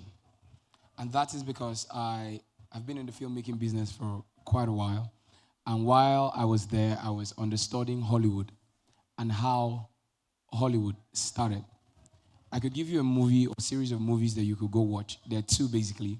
Number 1 is Mank, M-A-N-K, and the second one is Babylon. Babylon is most recent. It's about a 3-hour movie to tell you about how Hollywood started. Now, the beautiful part about collaboration is that, you know, Studio Universal, you know, 21st Century Fox, you know, Disney, you know, all of that. Now, they are brands on their own, true or false. But you know that in every movie that each individual brand produces, every other brand has a hand in it. Did you know? So you wonder why these movies gross billions. When one brand says, oh, you know what, we'll handle the marketing aspect. One brand says, you know what, we'll handle the CGI aspect. One brand says, no, you know what, everything you need regarding gadgets, and we'll handle it. And then Sony came on board. And before Sony started doing film business, they started giving out gadgets for free to filmmakers. Say, you know what, take this camera and do this film. And then there are other brands that are coming up that way too. But the problem here in our country is that, like I said, when we did the introduction initially, who remembered? All we did was introduce what? Our names. We never even introduced what we did. So again, a round of applause for her. Collaboration, collaboration, collaboration. Who remembers the guy that said he was a cameraman? Who remembers? Now, I've been in the filmmaking business, like I said, but the first time I ever directed a project, it came straight from Channels Television. And the short film was premiered in Kigali, Rwanda. My first ever movie. First ever short film in my life.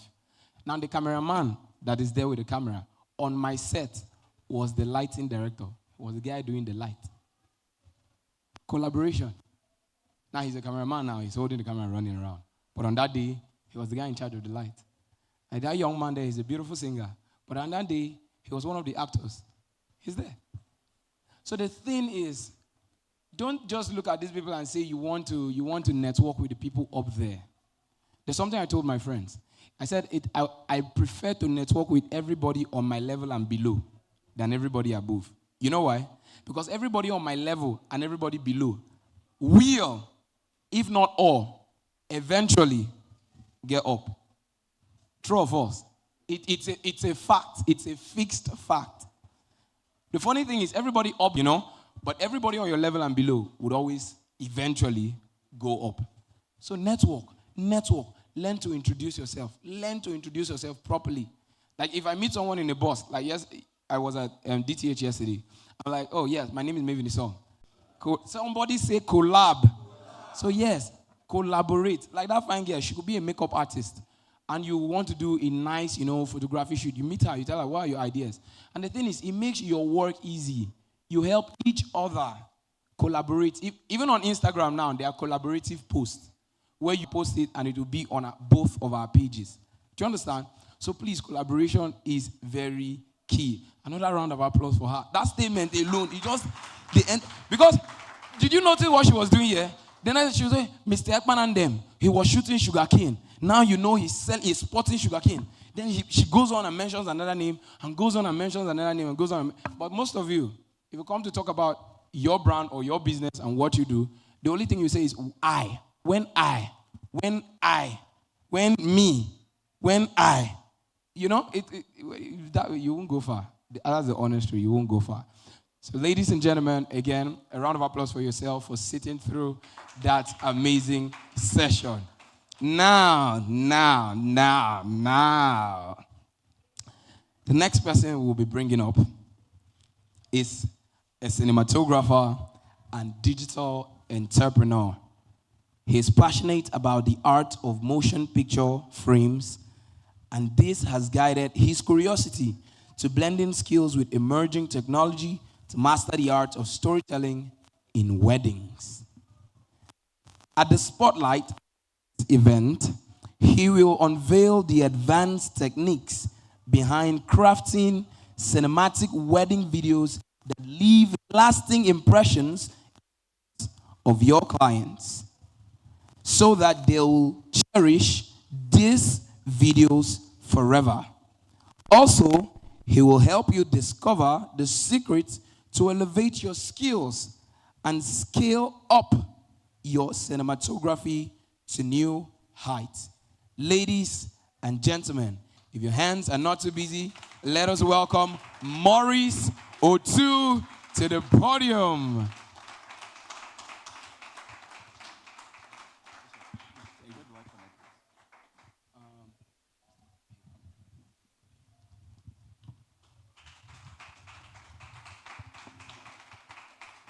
I'm almost tempted to say praise the Lord.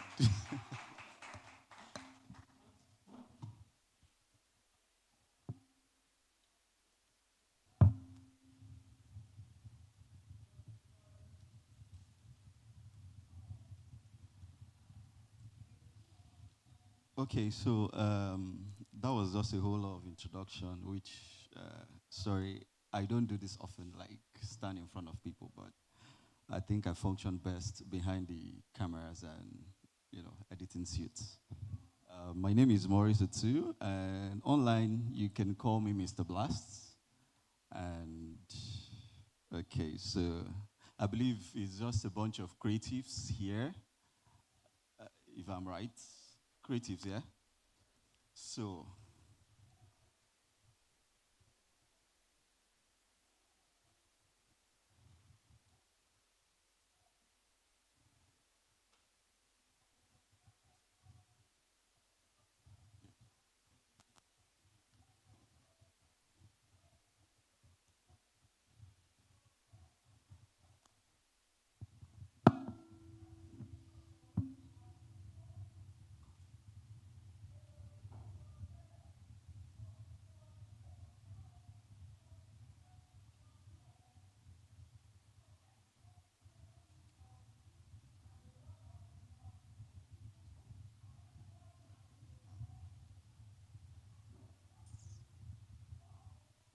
All right, so to begin with, I'll not center this only for weddings so that it just cuts across everybody that's here. So earlier on, I learned some people are still finding themselves or still finding their foot on getting started with their creative journey. And most times you would want to maybe consider your gears first, which is cameras and lighting systems and all of that. I think that can be very exhausting if you'd want to do that. But however, in no particular order, I'll just take each of the items there as we go. So as a creative, I think your journey starts with the first time you have an idea or longing to create something. So for people who are maybe vloggers, more like on the sports kind of persons, your content has a particular focus, which is beauty, lifestyle, or maybe personal catalog of your daily living. So you would want to be very specific on your gears. And she mentioned something about lighting and all of that. Yes, there's always an excuse of why not to create or it's not perfect enough. So let me use myself as a case study. When I started back filmmaking, there were no advanced. I think that's something of that nature, which came in pretty handy then. It's not a professional camera, I would say, compared to what my contemporaries were using. And so, but I didn't allow that to bother me in any way. I had to just start creating, and YouTube was my very favorite go-to post point, because then Instagram or Facebook, more like wasn't giving out the amount of viewership, or your target audience weren't there. So I made use of YouTube a whole lot. So now, just to kickstart the journey, if you're a wedding cinematographer, first things first, if you're being called up to, okay, Chika, Nelly, whoever, I'm just giving random names. Hi, are you free for the 25th of November? There is a wedding coming up. Okay, first, you would, of course, excitedly, yes, I am. But that is a tax that has been put on you. As a wedding filmmaker or cinematographer, no two weddings are the same. So that leads me to this option of pre-planning and consultation with your clients or event planners. Let's take a look at this.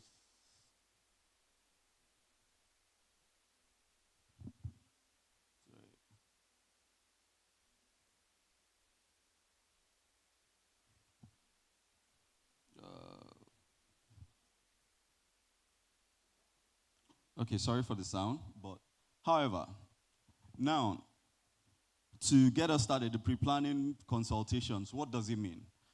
The moment a client gives you that responsibility of creating a look or an image for his or her wedding, there are a lot of things they are hopeful for.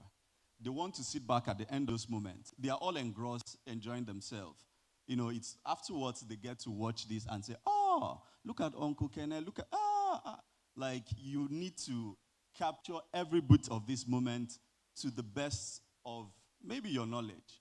But before then, there are questions you need to, this is now where the communication line needs to open. So how do you do this? You need to first, most times the contact must have come from an event planner, in a more corporate setting, or most times it's a friend that recommend, or maybe a friend's recommendation. So in such cases, you still need to have a direct contact with your client. Talk to them. Okay, so what are you looking at? Is there any sample video you saw somewhere that you would like me to see? So first, that gives you an idea of what they have in mind or the picture they are trying to envisage, because you can't really go into their minds to really think through, but this would give you an idea. So from there, giving you an idea of what they are looking at first prepares you for what you need to do. It's okay to copy ideas. there are other wedding filmmakers online that you can look up their videos and learn from. It's something I do as often as always. No man is an island, but there is need to tweak. So that tweaking now makes it personalized. So if, for example, for another filmmaker, maybe they always like their couple holding hands, taking a walk while you do your slow-mo. It's okay to copy that. Maybe after talking with your client, you know that your client is more like the excited one. So come on, just say something to your bride, or then be very expressive, laugh, just keep a very joyful face. But that doesn't apply to maybe all clients, because some may be very pissed that wedding morning and they're all frowning up, and you don't go telling them smile. Smile for what? Nothing is funny. So that is a cue for you to all type of clients you're working with. Sorry, I'm still finding myself on this slide. Okay, so the next one there is, make your clients very comfortable with you and envision your output. So that's where I mentioned tweak. Now, in every event, be it weddings or any other event, film as much content as possible. You would get to really understand the context of this if you're an editor. It's somehow very, I think you can go ballistic with your cinematographers if you're working with a team of other, persons.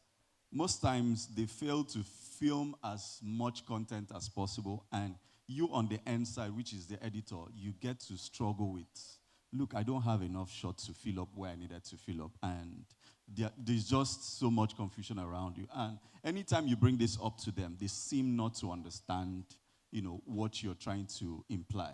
So as an editor, I think already this will just come, ready to your mind. And you would film as much content as you want. And also for the gears, I wouldn't say you focus really much on your gears. Yes, it's very necessary, it's very important. But let's take, for example, same in my case, far back 2016, 2017, no, 2015, yeah. I was really making use of YouTube most often, and my first big job big gigs came from using YouTube. And the client saw me, I was more like into visual effects, blowing up cars, duplicating myself, just doing some random stuff, which most times I just get on tutorials and, get to learn those skills and just duplicate the same thing, and maybe with a tweak, like I said. So along the line, someone came across my YouTube page and he said, hey, guy, where are you? I said, I'm in Calabar. He said, whoa, I'm in Owerri. I have a film coming up. Yes. He said, what's the charge? I said, okay, so I don't know. I was just like, it's not something I've charged before. I was like, I don't know, but I just want to be on this project.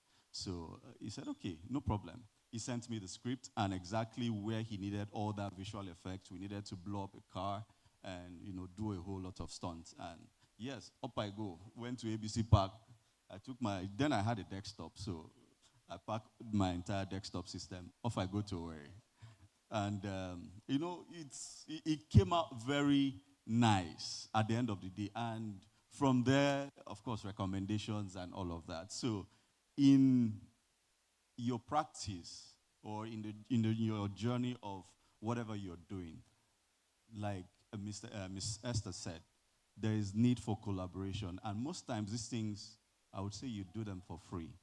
And there is never a measurement of how much free stuffs you can give. Just look at more like the benefits you would derive at the end of the day. If it suits you, yeah, free things are still very possible. Just use that as your showcase to, you don't know whoever is looking at that at the end of the day. So, don't stop doing free stuffs. Now, just backtrack to starters. You want to get started on the creative journey, and you have a whole lot of things you would say as an excuse that, okay, I may not have the right camera, I may not have this or that. But in all of this, there was this series I started. It's a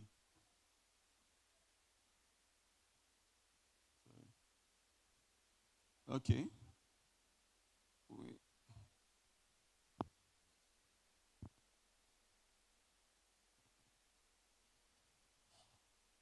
So there's this series I started, and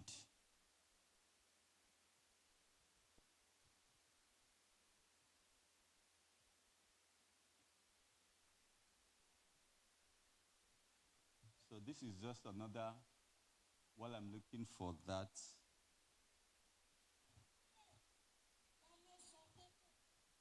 Okay.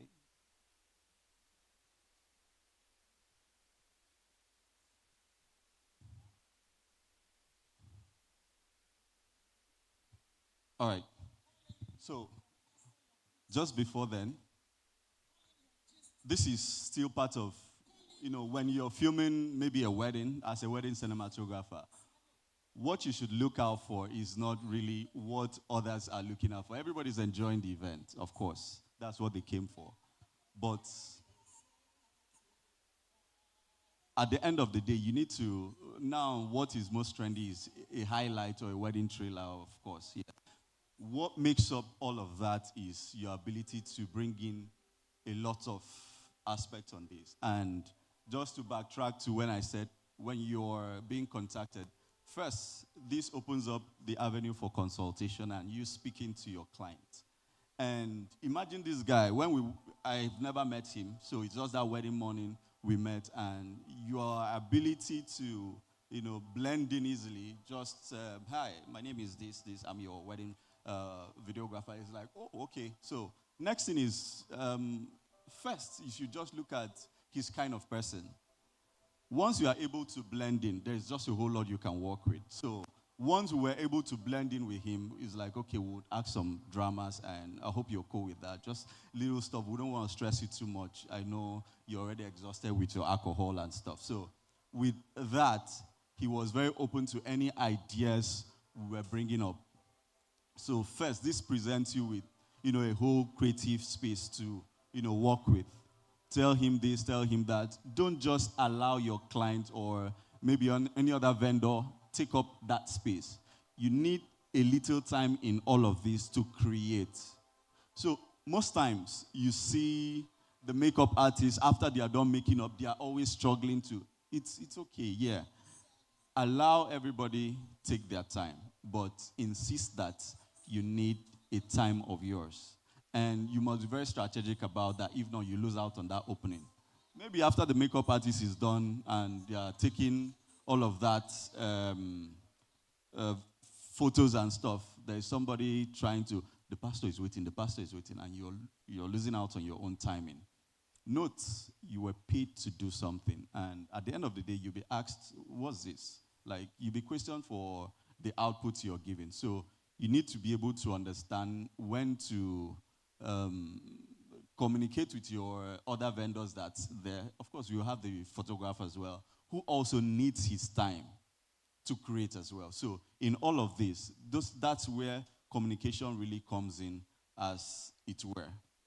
So just to also just push up a little bit on things for gears, you might be thinking, how can I get started? What creates all of that? So this is more like a typical camera, but this is not what I started with. But if you're buoyant enough, you can get a recommendation, which is the Sony A7 IV. And in all of that, too, you heard the audio was very crisp and clear. There were devices that were used to make sure those came in handy. And one of which was, for the hall, you need something like this. This is an audio recorder, a Zoom H8. So this has a lot of inputs that, from a 4-pin, half-quarter inch, and all of that. So whatever the input from the mixer, you need this, just so that, there's always a saying that an excellent picture with a bad audio, it's just crap. it's better you have an excellent audio. You can always patch the pictures up, but if it's otherwise, I think you just get your client very frustrated looking at whatever you're presenting. So, in your journey of creativity, I would want to say there is a lot to limit you, but use that as, would I say, springboard, because whatever you're looking at as your limitation, there are 1,000 of them that you would want to, vividly say that I can't do this because I don't have this. It's valid, but the point is, if you don't do it, someone else will, and you're losing out on opportunities. So I just want to put this as a break to take questions from us so that I know that we are, getting somewhere. All right.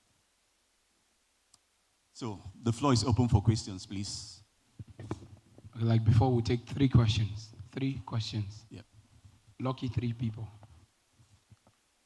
Number 1, 2 more. Number 2, number 3. Okay. You want to ask a question? Between you and this guy, one of you have to drop because you asked question that last time. So you people should deliberate. Do tumbo. All right. Good afternoon, sir. First of all, I'm a big fan. Trust me. So I've been following up your jobs, right? From I think there's one you did at the Dome. First of all, the Dome has a very bad lighting, especially for video. But I saw what you did, and it was awesome. So first, my question is, what do you do in a situation whereby, for a wedding video, your client has assured you of giving you that much time for all what you want to do, and then that morning, distress, and all of a sudden you can't even do anything again? What do you do at that moment? Okay. I would say number 1 is you need to always be on your toes. Yes, they don't have control over time, but you can have some level of control over that time. So if I would get you correctly, at what point in time did you lose out on time? Is it when she finished her makeup and they're heading to church? Yeah, that is why it's very necessary you have this communication with your client. So it keeps that consciousness with them that, okay, this is when my time starts. I need to get done with all of this so that I can have my moments, with my, photographers, videographers, just before going to church. Don't give the room for when we come back from church. No, don't see that early morning freshness. Okay. Thank you. Your speech has been very insightful, so thank you very much. I've learned a lot. And something you quite didn't touch on, I don't know if you're still going to, touch on that, but production, editing of your videos, what would you say is the best tools that we can use? You understand? So I've sometimes tried to touch on Premiere Pro, and then it was a bit kind of like complex from the very onset. So I was wondering if you have like a review on some of the best that we can start with.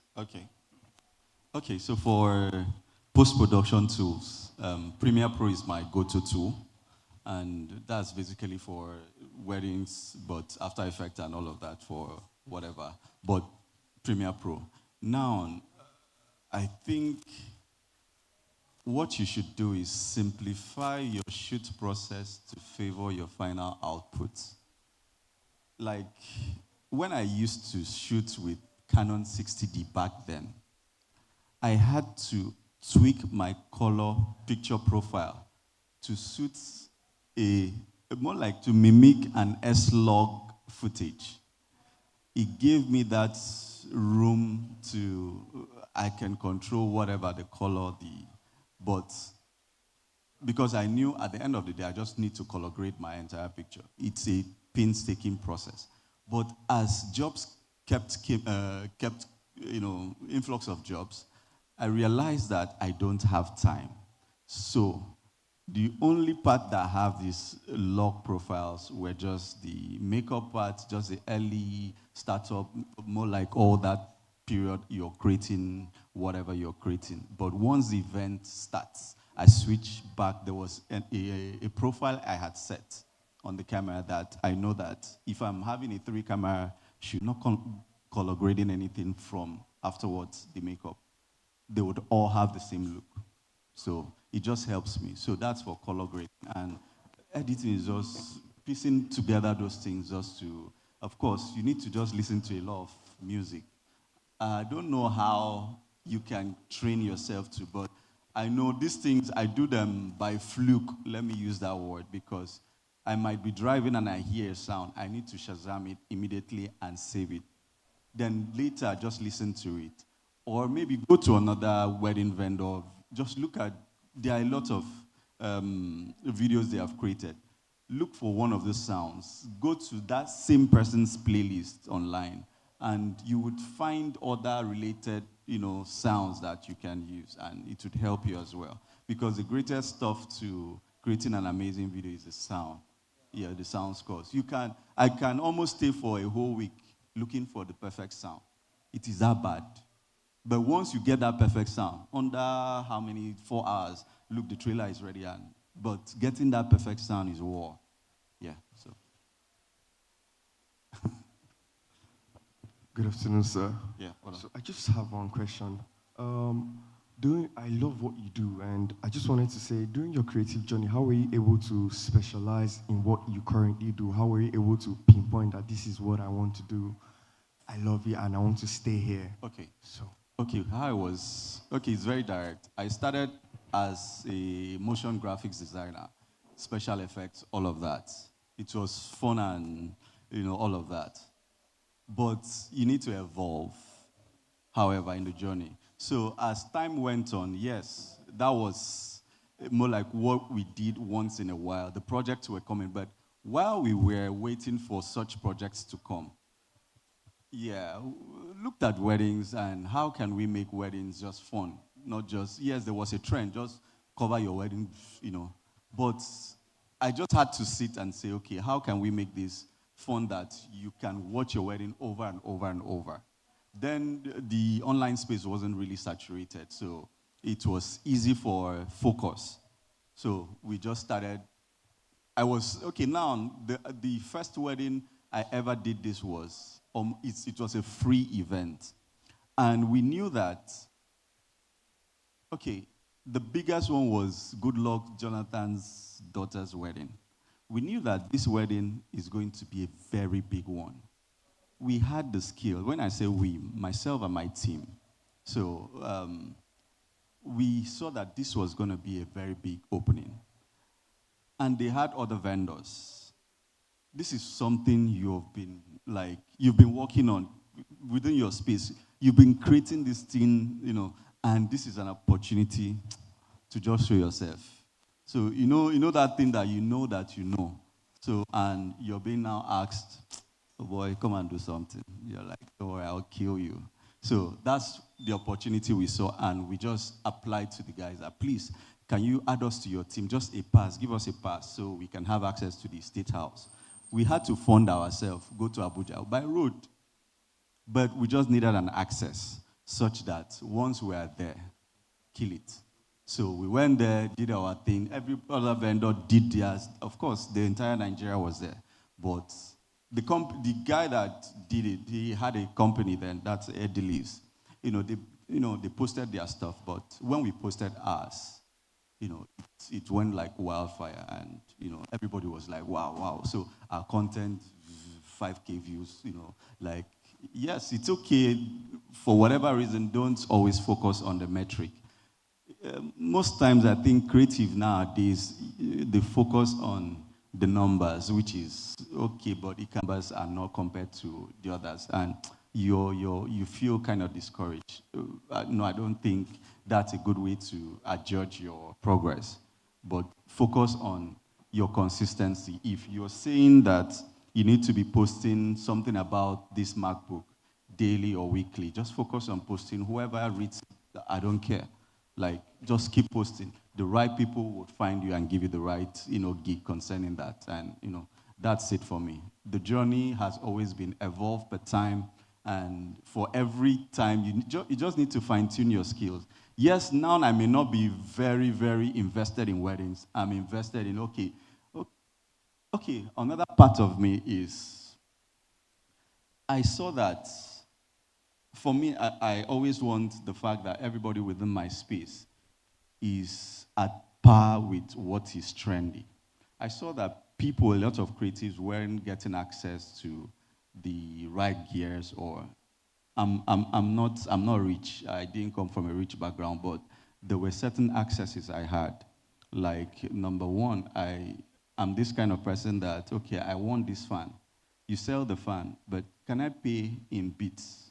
Once you give me that opportunity to pay in bits, be sure that it might take me 5 years, but I'll eventually pay for the fan and I'll own the fan. So that started my journey to owning gears. And gradually, I got to, start purchasing those high-end gears and stuff. So those are some of them. Yeah, and okay. So basically, I rent out, I do equipment lease and all of that. So gradually, I created this, do I say, an opportunity for creatives to, more like, don't be fixed on the fact that there are no gears. When the whole slow-mo thing came out, there are just a limited number of cameras that could give you up to from 60 frames per second upwards. But let's say a Panasonic GH5 could do 120 frames per second, and it was more affordable to a Sony whatever Sony R7, R5 or stuff. So we got that, and we enjoyed using all of that until we just saw that, okay, is that all? This was just at 1080. Now we are delivering, of course, our deliverables. Videos are on 4K. The highest you can have is 50 frames. So what next? How can you scale up? So it means newer tools that supported this. And in essence, we are always pushing to help other creatives. Yes, somebody has to pay the price. However, everybody cannot buy gears. These things are expensive. So if I can afford that and put it for rent at a very convenient optional price, yeah, of course, it's okay that whatever you're charging your client, you just factor in those costs, and it reduces your pain of saving money and trying to acquire the gear just while you keep creating whatever you're creating. Yeah. Then just to end it, okay, I'll just skip that. All right, so. Okay, so like you mentioned, how do you stay creative or whatever stuff? There is this thing I do for every period. I try to evolve into something else. It helps you, but I didn't say leave whatever you're doing, but keep evolving. There are emerging trends every day. It's okay to focus on something, but for me, this is still part of video content, but this is just adding value to whatever I'm doing. Yes, I'm an editor, I'm a wedding filmmaker. This is giving me new accesses to maybe gadget shows, events, updates, and whatever in the creative space that is launching. So maybe there's a new mobile phone that is launching. It just gives me access to get new hands-on reviews on all of that. So this is also based on personal development, that you can't stop at doing what you did yesterday. You just have to evolve for every time and every season. Now we are in the era of AI, and I heard him talk about AI, and do you know there are new AIs now coming up for Premiere Pro? Yeah. There is, Adobe has launched something called Firefly, Adobe Firefly. We'll do that with them to get results. And this is just adding to the functionality of how far you can stretch your creativity to. So with this, I would say keep creating and don't stop whatever you're doing, no matter what. Thank you. Why are you people clapping like that? You're clapping like you don't want to clap. Clap, oh. Clap. You know, like I said, we're doing the movie for Calypso, and as soon as I just saw watermark for his brand at the end of the very first clip, I'm like, yeah, we met that guy for gears. And then I remembered him from, Natty gets gears a lot of times from you. And Natty is someone I enjoy working with, right? He has said a lot of things that has been eye-opening. Let me shock you. I've been in the filmmaking business for less than 6 years, but I've had more experience than people that have been in the business for like 10 to 20 years. How did that happen? Let me just hit this. You know, he talked about starting on YouTube, starting posting videos on YouTube, and basically copying what other people were doing on YouTube, right? Right? Now, I follow people like Steven Spielberg, Quentin Tarantino, James Cameron, you know. James Cameron is like the biggest movie director of all time. He has made the top 3 grossing movies of all time. So if he stops making movies like now, he will still make money, right? So I follow these people, and I follow their style. I see what they do. And then he said something about always shooting. Just shoot. Somebody is scratching their nose, shoot it. And the best part about shooting these clips is that you may not get to use it eventually in one clip, but someday you just sit in your house and you want to you just want to play around with your editing software, you just want to edit something. And then you just collate or you just do a collage of several videos you've shot that you didn't use and just cut out those simple parts. And then all of a sudden you have something beautiful and you're like, oh my God, I'm not the blind. I'm the blind editor.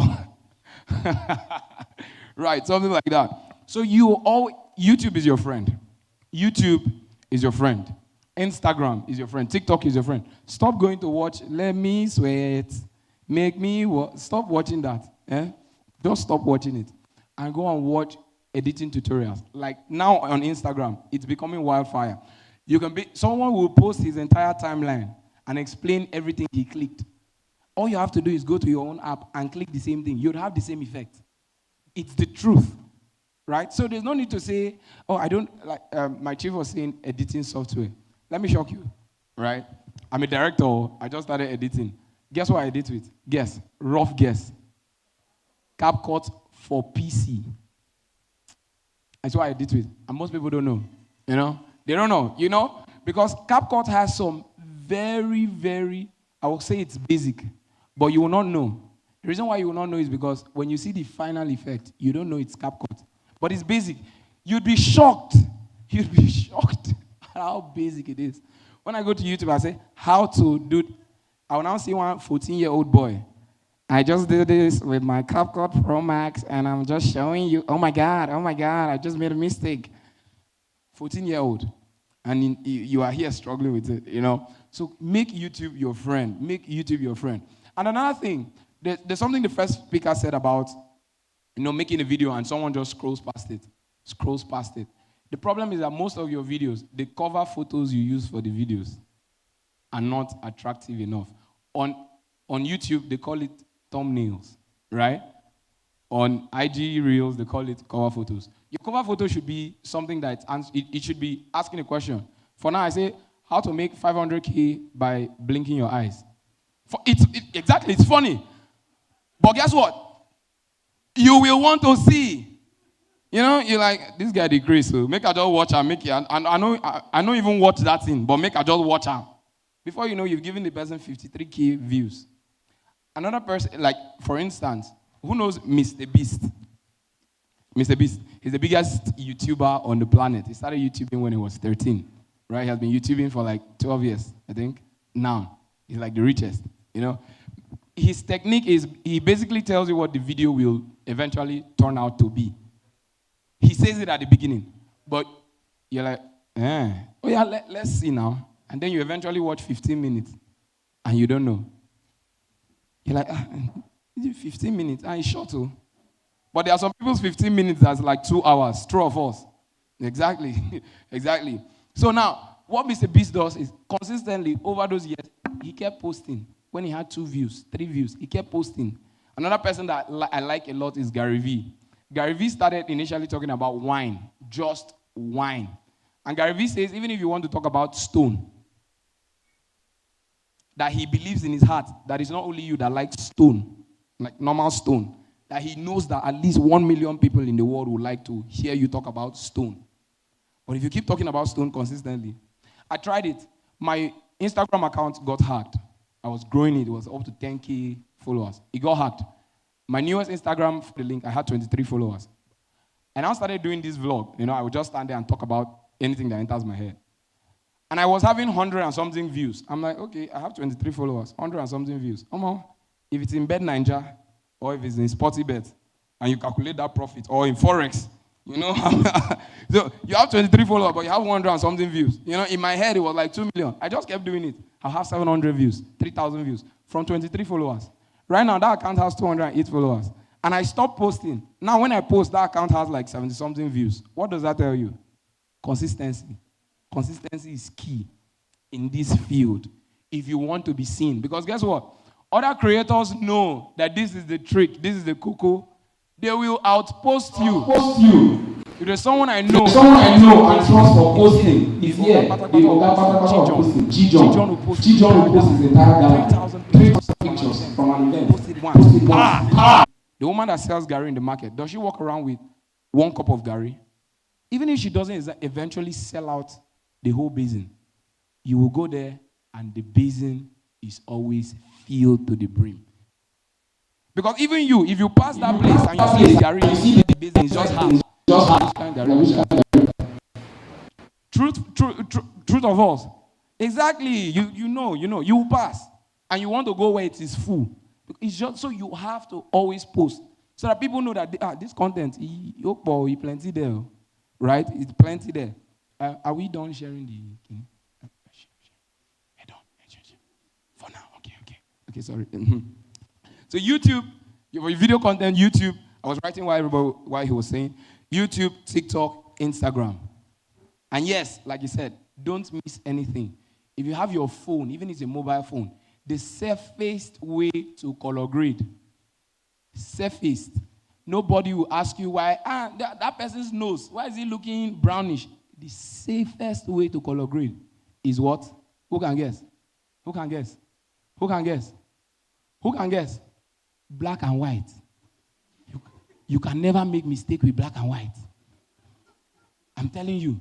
And I thought black and white, to shoot with black and white was something that poor people would do. Until I watched the movie. The title of the movie is Malcolm and Mary. It's on Netflix. It's one of the best movies I've ever seen. Only 2 characters. The entire film was shot and edited in black and white. Guess what? Even you that has never edited before can color grade in black and white. True or false, sir? It's true. And I know a particular content creator that creates in black and white since he started till today.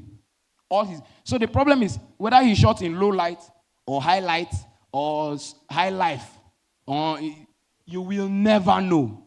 When you just check, you see it's black and white. Beautiful video, beautiful video, beautiful video, beautiful color grading, beautiful, beautiful, beautiful. Oh my God, everywhere is just black. It's giving, it's giving monochrome vibes. Exactly. It's simple. He said something about sound, and thank God for TikTok. If you're a sound engineer, I'm telling you, God has done it for you with TikTok. Create sounds. Give it to your friends that are wedding people. Give it to your friends that do vlogs. Give it to let them keep using it. Let them keep using it. You don't know the one way go to catch fire. But when they catch fire, they want to trace the source of the first video. When they now trace the source of the video, credit for the sound that your friend used. He will have credited you. Before you know, 2 people will follow you. True or false?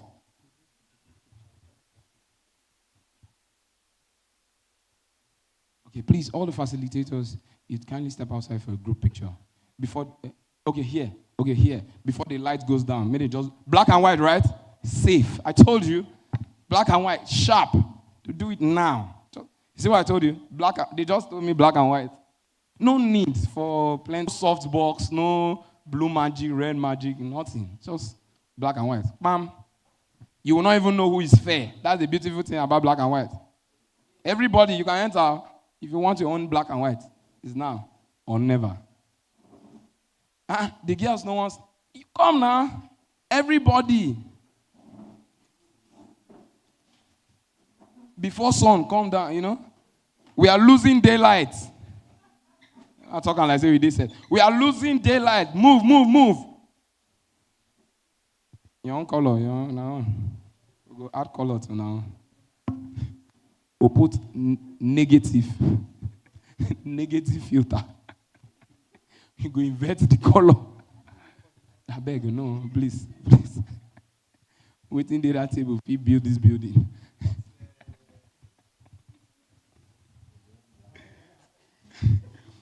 Safe, safe.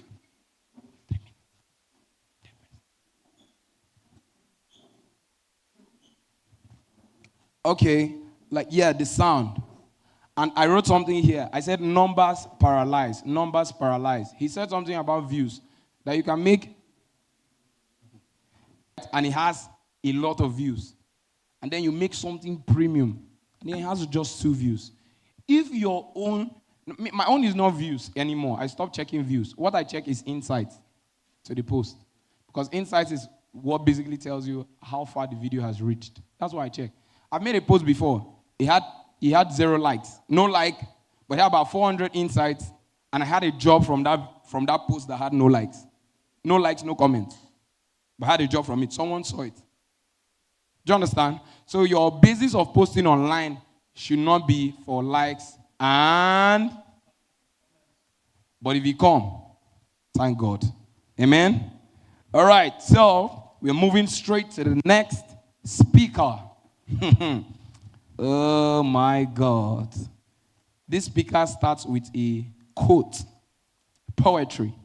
Lighting is the secret of a beautiful image. Oh my God. Who got that? Lighting is the secret to a beautiful image. This young man is an award-winning filmmaker, a pro golfer, and CEO of Film TV City Academy. With 4 creative works, he underwent certificate courses at Saudi Safaha and Frank Adekunle Macaulay Film School, Lagos. He has awards, nominations to his name, such as Best Technician in the year 2023 Cross River Movie Awards, Most Hardworking Crew of the Year, an award of honor from Broland Studio, Mainland Business School, Cross River State. He left a remarkable academic footprint as the SUG in mass communication. Ladies and gentlemen, with a round of applause, let us welcome Staro Eno to the podium. Thank you. Good evening. Oh, it's still afternoon. Good afternoon, all. Okay. I'm glad to be here, and I want to actually say a big thank you to Emmanuel Dominic and to Tom. And to you that is here to actually acquire knowledge. I want to actually acknowledge Stumblers, the last speaker, Esther Richards, and every other person here in the house. I greet you all. It's great to be here. Thank you. I try to just fix this. Let me just take a little time to to go a bit on the move. I look at myself when I came on board as a production assistant in film. I couldn't help. I started as an actor. It didn't favor me because I was competing with broomstick the way I was then. So it's only the, what do you call it? Crowd scene, houseboy, and stuff is where it will actually fix me. So I had to carve a niche for myself via my late boss, late Lawrence Odama, who told me, said, lighting will put food on your table. Today I'm standing here to talk to crowd. Today I've actually been in UNIO places and so on, just to talk about light. I didn't see it coming, but these have actually related me to people that I didn't believe I would actually meet them. But I want to say all glory to God Almighty. Okay. While we are still waiting for that to actually, I'd like to further.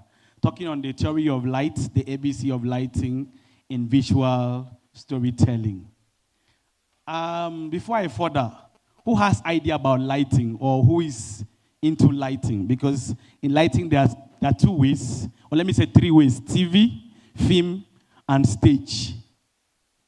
TV, film, and stage. I will be talking about more on film and maybe a bit on TV though, because it's high time we separate these things. I'm a light man. I know my energy no reach stage, I go run because it's more technical than what we actually feel. So I looked at myself, I said, no, let me go into film lighting, which my energy will actually carry. I used to be very, afraid of electricity, but I have been shocked several years. If somebody says, can I shock you? I'm not afraid anymore. I will allow you to shock me. Okay.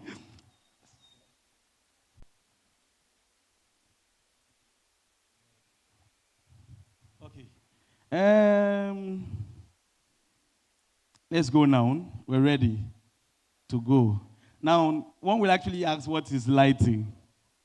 And to me, I will tell you that light is the secret behind beautiful picture and more.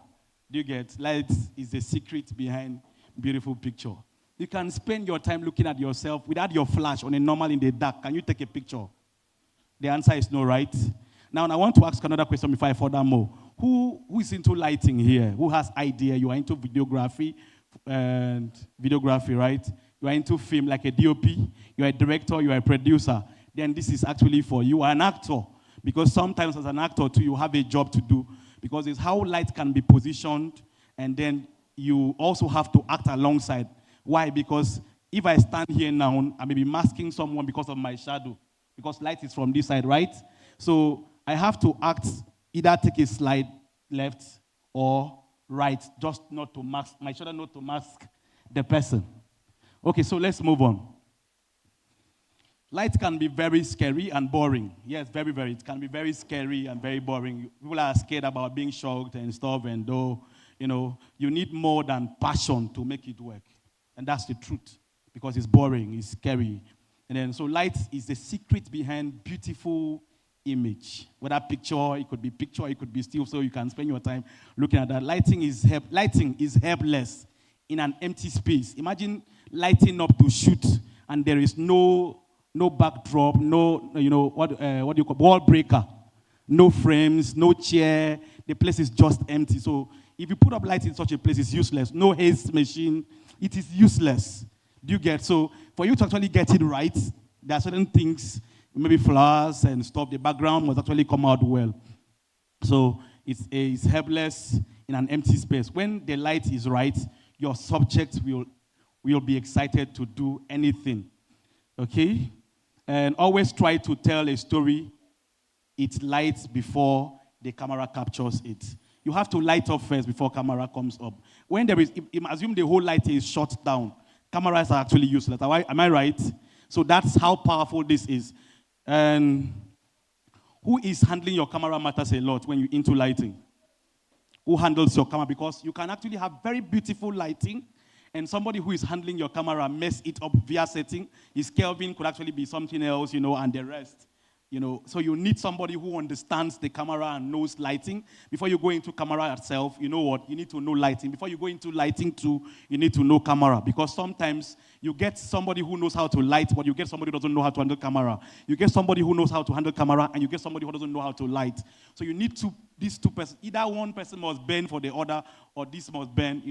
That's how it actually works. Camera operation, setting, framing are part of critical elements and that differentiates amateur and professional video or films. In the cinema, it's a process the cinematographer's disposal. It's at the cinematographer's disposal. The light guy may not be an amazing guy like other people you have worked with. Try to calmly communicate your picture with him. Two captains can't pilot a ship. So one person has to do what? Has to burn. I am looking for this. I'm looking for Chabiskuru. I'm looking for Chabiskuru lighting. I am looking for H lighting. I am looking for, what is it called? Silhouettes. You understand? And the person maybe, the name is there, he's heard the name before, but doesn't know how to bend this image to actually get the silhouettes done. But the person doesn't know that. So if you know it, you do what? You form a team, because you know one thing about our element or our project. What happened is that this other guy, you hear actors. But in the crew aspect, what you hear is what? Is crew. There's no S attached to it. So we are a team in trying to make this work. So as a videographer or a cinematographer, a gaffer or a lightman or just a light technician, you have to, bring your ego down to actually make this work. So as a camera guy, sometimes this one matters. So what is your subject's complexion? You have to, this also matters a lot. You want to go and pick your equipment to go and light a scene. Know this part. Who am I lighting? I'm lighting Shegun Arinze. He's a dark guy. And there are lights that must actually matter for such a people. Like this, my brother, Caro, what's that cream? So he has changed his color. It's no longer. You understand? So before you have to put enough light to bring this guy up. But now you can easily get his person. Because these things matters a lot. You need to know the guy is dark skin, or is light skin. Because dark skin are very light consuming. What light do we need to use to meet up these guys? So you need to know what light to use on that very subject you want to work on. The costume. This is another thing. You cannot have a costume person dress somebody on a white, and this is a white background, and sitting on a white chair. Probably a lady making a white hair. What story are you trying to tell? Doesn't make any sense. Are we together? So these things to add color to form the image you are trying to make. It's not just the light itself. So, to actually not just to have a flat background, it will appear flat to appreciate your costume. Think like the Indians. You see Indian movies, that's the only thing I like about their movies. Their chair, their this, their that, everything works. Even what somebody is putting on, maybe you check their colors, in fact, it's rainbow-like. You understand? That's what I like about their movies only. And so, light placement. This matters a lot. This is key. I know lighting. Do you know light placement? Oh, I'm a TikToker. Once you actually have your lights and put your camera on it and you just sit, you start talking, what happened? Whether you have powdered or not, you just, I put my lights. Whether it's 1 point, 2 point, 3 point, 4 points, you don't care. That's cool. It could also be noted that the bases carry the title of 3 point or 3-axis lighting. 3-axis because the lights are placed in different ways. So as we move on, we'll see this now. Now there's something called key light. Everybody will actually be talking about key lights, field lights, backlights, and now we have 4 points, background lighting. You get, which is the 4th one. And so, as its name suggests, it is a light that is the key to lighting up your scene. Okay, so when you actually place it, for instance, and I want to go and interview MI. It's on TV now, interview, TV. I place my light, this is where he's sitting, and now I'm bringing the light that is supposed to be close to him to actually give me something good. I don't need to go and bring a 2K light, which is first energy consuming and very hot, to make that happen. Are we together? Just because I want to have, they say, the key light must be very intense, it must be very deep, it must be very strong. No. What you need is just something. For instance, I shade myself. Now, if I'm shading myself now, you see that here has light. Are we together? Like here, there is no light here because I've shed where light comes from. Are you seeing that, yeah? Now, because there is no light here now, this is actually more like my, so I need a feel. They're not meant to be the same. They're not meant to be the same. I wish there is light for us to actually go into a bit practical, so that, because light is more practical than theory. Light is more practical than theory. And so, I don't want to bug you with all these readings, because probably you don't really know more about it, and you just do your video on top of your camera, or just keep one and shoot. So, taking you this, this length, this is like somebody learning something in 7 years and giving it to you in just one day. It could be confusing though. That's why I said it's boring. You get? So, to feel light, where you actually had a very harsh light, which you actually are supposed to cut it down, you cut it down to actually have something beautiful. You check it, not too hard, not too soft to balance, which is your key. You now have, because when you place the light this other side or this other side, maybe you're trying to mine the window. You're trying to imitate the window where is the source of your light. Are we together? Or you're trying to imitate this light here, then, okay. Now, yeah, thank you, babe. I wish I can actually have these two, though. So you now have, you see this now? Something is wrong with this other guy here. Am I right? There's a shadow here. And so you need something else to actually blend this guy up. It doesn't need to be this close, still giving you the intensity that you need, yeah? Now, so you need another guy to actually balance this guy up. Maybe still far, a distance though. So, after which, you now do what? The feel light, as the name suggests, feel the light, which is the dark shadow which this had actually given to you. So you use it to feel, to actually cut down the shadow. Sometimes it is actually if an effect to light one-sided. It could be an effect, though, to light that one side and have your stuff done. Even in pictures, most people do that. So same like as video. So you could actually have one light that gives you that effect, and just to tell a story, maybe you're trying to imitate that the window is where the light is. That's only the one source you have. And so that one light gives you, and then you now have a dark patch this other side. And it could be cinematic, though. Not like it could be. It's also cinematic. Depends on the story you're trying to tell. Are we together? Okay, so moving on. Backlight. This guy, for me, I prefer this light most times, this guy most times, but one of the issues we have in Nigeria is that our locations are already ready-made locations, not made for shoot. Are we together? Like we step into this place, Oga, please, one shoot, one scene for your house. And the next thing you now hear, boy, boy, boy, boy, boy, boy. You start cracking somebody's wall just to put stuff to now begin to place your lights. And the man says, please, please, guys, you can't do anything, begin to go. Because that wasn't part of the plan. You don't know how much it cost the man to put up the wall. You're now beginning to break somebody's wall to put stuff, to put your clamp, just to have your backlight. So hence, there is something called cistern. Cistern, you put your boom on the cistern, trace it to actually give you what you want at the end of the day. You still have something. And sometimes you still have some houses where you have places to clamp, or sometimes there's something how the ray, where you place in some place, is stretched in the wall. You put it to somewhere and clamp your lights there. And it still gives you what you want at the end of the day, hence your backlight, which separates your subject from the background. And so I talked about a bit of background lighting, which is also part of what gives, we want to see where we are. Where are we now? We are in American corner. So without the lights on the background, I wouldn't know where I am. If you just have the black clothes, black places, so on, you're not going to see what you want. Even on a black, but sometimes what I have here is a dark hair, right? Black though. And then you need a light to separate me from where it's dark. You need the light to separate me from the chair, from the wall. You get, so that's the reason and the purpose for background or backlighting. Now, location matters a lot. You want to shoot that somebody has a house and the house is just very, more like a cubicle. No, it doesn't make sense. It's too tight. You can't have the best in lighting when the place is too tight. You need space for light. Lights like space. You understand? You need to take a better space for your shoot. You want to talk about, like the wedding you talked about, you see there must be space for you to place your light. Hence, what you end up having is shadows scattered all over. If you don't have space, that's where you have shadows.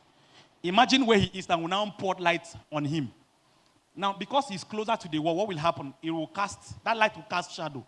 But if you separate him a bit from the world, you see the light. And another thing is, why I talked about position, if you lift it high, it brings down those shadows.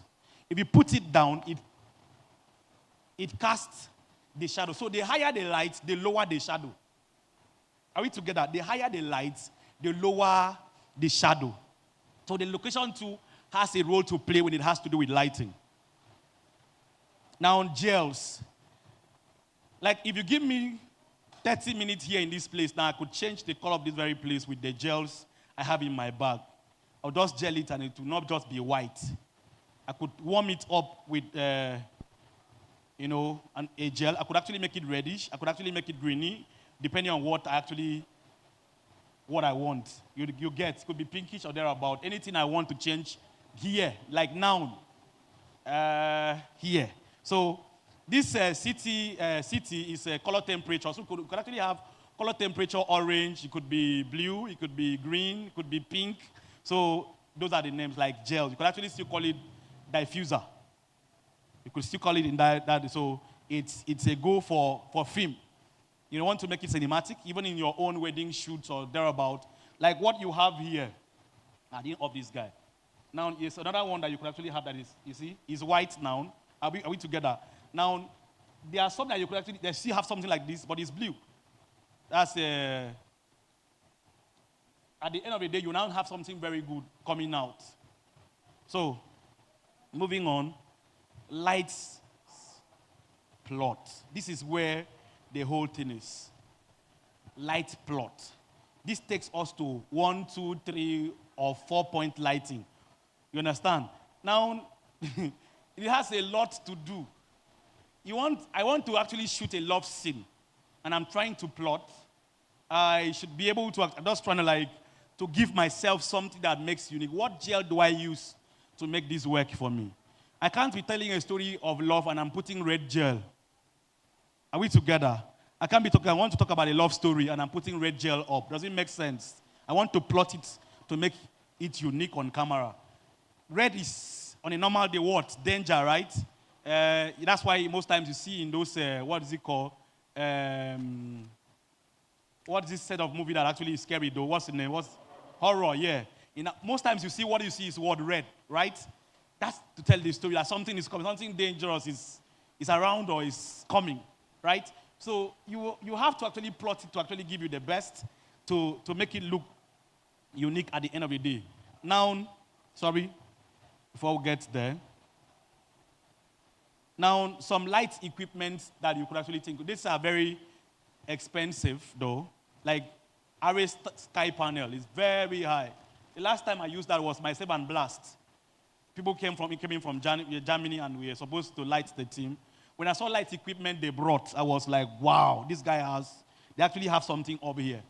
I couldn't demand for anything because the script they gave us, the guy that came in was, he studied over us, and so when he was coming, he knew he has the story as a director, and he has a designer already that sent what they want, what they needed to them, and said, okay, when they were coming, I said, which team of guys can actually work with this stuff? He called, by his luck, by grace, I was actually there. Hence, when I got there, this guy was there. To only carry this guy, you need grace to carry this guy. Now, there's HMI. HMI, you have 18 kb and so on, 12 bulbs and more. And then you have tube lights, which is small, like that one small light that is, you can hold it like a stick. People call it stick lights, though. You have shooters. Those are things, equipment you need to actually make your job easy. The ladder. Somebody's wondering, how will ladder be part of lighting? If I'm to touch it, like I said, we are shooting here now, and I want us to shoot here. I can't allow us to use this light. Are we together? I will have to change these guys to look what I want, what will make sense for me. So that by the time I put the normal light I have, and now put a little haze, it's wow for me already. So I have to change Recently we were shooting in Port Harcourt, and it was in this guy's house, Water Anger's house. So he came, and so when the way his house is normally, and like, so when he came back and like, what happened to this stuff? He now called me and said, guy, Alpha, what happened now? I said, sir, this guy is not good for film. Because white light on the normal doesn't really give that cinematic look though. So I changed the entire place. When I finished, what he did was, guy, Alpha, can I have your... I had to give it to him because why? I did not even put the normal light, so just that I changed the stuff already was enough for him to take my contact and, he'll to call. So you have black wrap, which is cool to actually cut down light, or, you can use it. If I don't want light to spill to this guy, I can wrap it up, cover it up, not just to make sure that light doesn't actually spill to this other side. And then you have white bounce, which is more like reflector. It's also a reflector on its own, which you use to catch up light. Even inside here, I can use it to catch up light. I can still bounce light from it to anywhere, more like a reflector too. And you have a butterfly. It could be 18 by 18. It could be 12 by 12, 8 by 8, which we are shooting outside, and I want to depict day. And then you still want to see the window. I can do magic with it, and you still see that it's still day. But though it's not day, it's your budget that will tell. I will still make it to be day. All this falls back to budget. I can still use it under the sun. If they say the sun is high, we can't shoot, you can't film, let's work out. I will make sure that whoever is, now it's about your lens, I can still put light on and put the butterfly to cover up and then to cut down the harshness of the sun. Still give you something very warmy at the end of the day for you to actually work with. You have a floppy flag, which is still also to cut down shadows, or don't want you to see where light shouldn't be spilling though. Reflectors, like I mentioned, this one, you have pliers, you have testers, you have clips, clamps, cables, smoke machine, which you can actually be called haze, gels, black clothes, cisterns, like I mentioned before, sandbags, and more, and generator. Okay, there's something very key that we are running away from in the industry. There's something very key. If anybody has any question, you can actually raise though. You are running from in the industry, which is equipment care. If I rented a gear now and spoiled the gear, I destroyed the gear, or made the gear went bad, I return it to the owner without telling the owner, right? And then you want to come and get the same gear. You pay money because maybe the owner didn't check. He just only end up charging the battery and drop the stuff for you, or end up just collecting the lights to keep. And you made it go bad, or I made it go bad and drop the lights. Will it affect you? Will it actually affect you? Now, if your client is looking for it, say, what's going on? The light is not on till now. What's happening with the haze machine? Meanwhile, you have actually drained the chemical in it without you telling the owner. Maybe probably you two collecting, you did not check it. What happened next? So there is need for equipment care. Gears are highly expensive. Hence the reason why I saw that there is need to actually talk about this. Because people keep spoiling people's lenses, spoiling people's cameras, and end up returning them without checking those things. They're not seeing like anything happen. Imagine reflector that was at 3,000. Now, how much is it now? 8,000 or thereabout to actually get. How much are you making your own self to actually wear good clothes, to go out, wear good perfumes that actually make more clients come or people come to you? If you keep, repairing people's gears, you realize that you are going down. You may actually end up running out of the career or the profession at the end of the day. Hence, there is need to check out for all this. So now, question. Any question? Anybody has any question to ask? Feel free. Question. Okay, like always, 3 questions. 1, 2, 3. Dre, you will not ask this time. Oh. Sorry, eh? You asked the other time. Okay. I've counted them. 1, 2. I thought it was. But let's start with this other chief. Good evening, all. My question is very specific. Not about TV, because... Your name for cameras. Sorry, my name is Goda Sasukwa.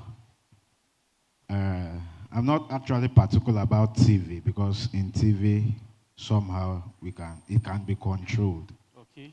I'm talking about frame. is about shadow. Okay. There is this controversy. Some people would say, I need a thick shadow. Some will say, I need a light shadow. Which one, permit me to use in the cinematic world, which one would go for it? Secondly, still about shadow. Is 2 to 3 shadows permitted when lighting or is not? Having in mind that you have, I would not say, you have more light on a set. That's my question. Okay. Let me start from the last question. If I got you right, if you see more shadows on the set, if it's actually permitted, it's wrong. That's where positioning has to play. Sometimes we look at it with our eyes, we are seeing more shadows, but on the cameras, they are not there. Are we together? Now, it all depends on what or how, who is lighting. Like I said, who is lighting and who is handling the camera. These things to actually matter a lot. So if you see that it is, then the cinematographer or who is there should try as much as they can to actually work that, because there's something I'm about to say. I said lighting is try, fail, try until you get it right. Are we together? So hence, there is need to adjust it. Yeah, there are too many shadows. What we're trying to play is that there's a light source. If you are missing at least one shadow, and if it is wrong, they're not ghosts. We've not seen ghosts before, but then lights, I was taught something that there's something called light and shadow, or dark and shadow. There are two ways. So now it matters in lighting. Like we are here now, if you look under your chair, what do you have there? So there is need, even you are lighting normal, it should actually come away. How many shadows are you seeing there? How many? One, right? Then that's what matters. So it's one for it. But it all depends. Sometimes, if you're putting too many lights and you end up having that, then there's somebody need to reposition it, either to send the light up to actually have the other shadows down. At the end of the day, you actually have. Then to your next question, which is take shadow and the light. It all depends. So, like I said before, and I said it will be thick, because you can use, there's a scene I lit before that they did not see the image. What they saw was just the shadow. All through the job until the certain point when they now saw the real image. I was making sure it was thick shadow all through until that point where they needed to reveal who the real guy was. So it was storytelling for me to actually light the image to actually give. And sometimes they want to see the guy passing. What we used to actually pass the shadow, it was the shadow. Football, I will bounce a ball, which will pass. And what this is like a swipe, it does pass. But it's not the guy, it's football that does pass. But the lighting where I kept, and the camera is positioning towards that very place. So I would just fling the ball pass, and it gives that cast of shadow. Like, that's the guy. Do you get? So on the soft one, it all depends where you get. But on a normal, what we have here, Aliosa, my boss said something. He said, if you light all, what you do is take here, take your hand. This is smile. This is smile. Too much of this is issue. Something else, unless it's an effect. I would understand the necessity of light, a lot of light in indoor, shoots that you are doing. But what I want to know is for outdoor shoots, especially when there is enough sunlight, what are those necessary things, those necessary light equipment that one would need for that kind of shoot? Okay. Lighting is not just for interior. But like I said before, and I said butterfly is also something to use and do lighting. I said that right? Now, bounce board is also something you can take lights direct to the subject. Reflector, the same thing, right? So sometimes I actually light outside with normal light, like aperture, that are very hard. I send it, or Nila lights. I send them to the subject. Imagine when you're shooting exterior now, it's under the tree. It's already taking the light. Are we together? So what you do, you put it up.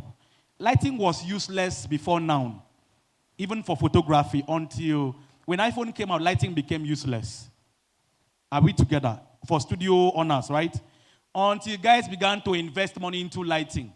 in their studios. That's when people now round back, leaving their iPhones to go back to studios to actually snap picture. That's for it. Now, it matters for you if your light, if you put light on your image, you see the difference between you just leaving it flat like that and say, no, let me increase the ISO. No, let me cut down on this. Let me touch on the Kelvin. Do you understand? But if you put light, you see that you have sweet picture and it comes out very well and very bold at the end of the day. So hence, lighting, if lighting wasn't useful, God wouldn't have, the third thing God actually created was what? And God said, let there be. The first thing was communication. The first thing was geography. The second was communication. The third was what? Light. So that's the reason why I actually choose the profession, because it's very key to life. Have I actually answered your question? Okay. Who's next? Who's the guy?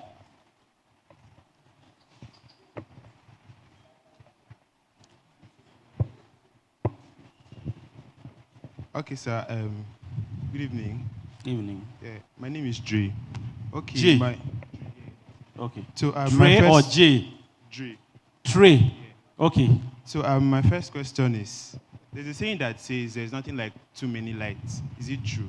And the second one is: if you're lighting for a film and you have just one light set up, where do you light from? Are you lighting from the front or side or from the back? Because I think I've actually seen a light set up for a film, like a documentary, and then the guy had to light from back with a reflector in front, and it was okay. So where do you light? If you're using a one light setup, can you light from the front or side or back? You just answered your question. Last question, you just answered your question in a way without you seeing it.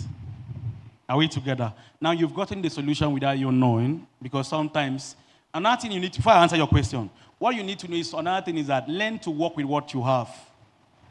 Is one problem with, no, I need too many, like you said, they said there's, what was the first question? Is there anything like too many lights? Yes, there's too many lights. There's too many, the question is, there's a saying that says there's nothing like too many lights. Is it true? Or is it actually okay to there's too many lights. It depends on what you're shooting. Now, for instance, we're doing a scene where there is a police station, or we are shooting in the forest. What's my light source? What should be my light source? Let's assume the moon or the torchlight. Are we together? Now imagine me giving you dimensions, like you could actually see that the trees have light and so on. That part, right? So if you put it too much, somebody will be asking, how far now these guys? Are we together? So it becomes too much. But when you control and now look, I say, okay, like I said, light and shadow, it works. Like even inside here where we are now, if you look under this chair, is it dark? Look at that shelf there. What do you have? Some part is there. There is no light. You need to excite that guy to make it colorful, to make it look there. How do we light that very guy to actually make it there? You understand? Now, some people go as far as breaking the main part and now put light to make sure it comes out well. Background first. They first go as far as lighting their background. Imagine me having 70 lights to light one scene. It is useless now. When they say 3-point light, it doesn't mean that you must have only 3 lights on it. You can do 3-point lighting with even 70 lights. Hence the reason why you have that on stage, basically, even in film. There's something I'm trying to go on, which is how to control my light self with my phone. To light up and then I'm controlling it too with my phone. I'm on it though. You get? Because the world is in a way evolving, like it's becoming digital, that you don't need to now, you say adjust this light, you're now going to cut this one down, you're now going to bring down the light you've already adjusted and now start going, Even sound now, there's a gadget, you can actually carry your phone. And you know, a lot of things are going in a way. So to your own question, where you said that, is there too many lights? Yes, there is too many lights, depending on what you want to do. You understand? There's a scene I can actually light with only one scene. And the next thing I'm actually having is haze. I put on the haze, like smoke machine to see. And with that, it's like, wow, this lighting is killing. And there's a light I can actually put on. I can put like, I'm not lighting the image directly. I touch the chair, put up, you see the chair is popping up. I put up the light on the shelf there. You are seeing that you could actually see the book shining, coming out well. And now plot one light up on the same guy, like a backlight though, and I'm giving one feel without maybe, let's say, a key though, and the other one that is saving both the feel and the backlight. You see, at the end of it, it comes out very well. But there are still other lights left that is not touched. And I don't know if I've actually answered your question. And so your last question was,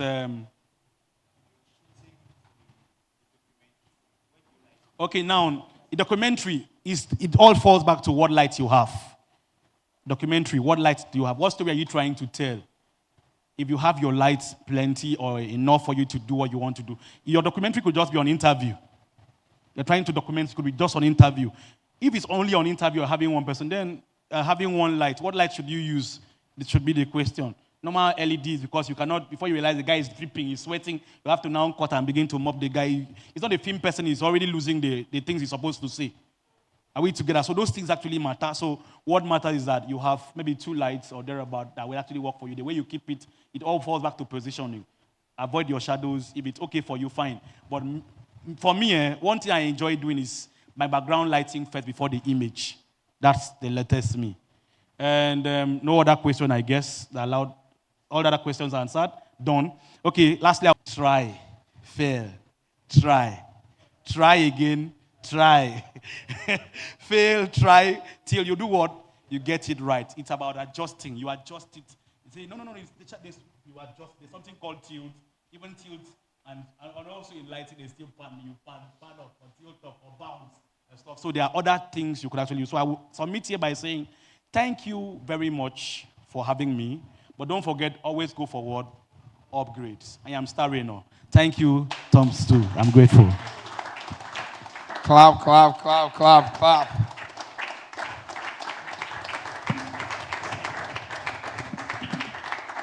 There's something he said that made me jealous. He said on the 3rd day, God said, let there be light, and there was light. So now I'll add my own. You see, that's why you have to be a director like me. God was a director, you know. He first chose the location manager. You know, the Spirit of God was hovering around the water. Location manager. Before he now called the guy, say, let there be light. Before he brought the actors, Adam and Eve, the animals, you know, the props, everything, you know. You see? So you have to be a director like me. You see? God was the first director. Now, he said something also about light. And there's something a friend of mine, Nati, said. Nati said, the idea of lighting is painting a set. You use light to paint a set. Light is like paint. Picture walking into this room. Picture just walking into this room. And some parts were painted. Some parts were not.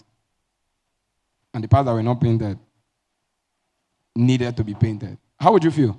First of all, walking in. You've seen the exterior. Beautiful, fantastic. Then you walk inside.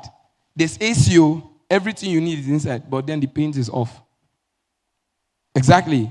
That's exactly what light does.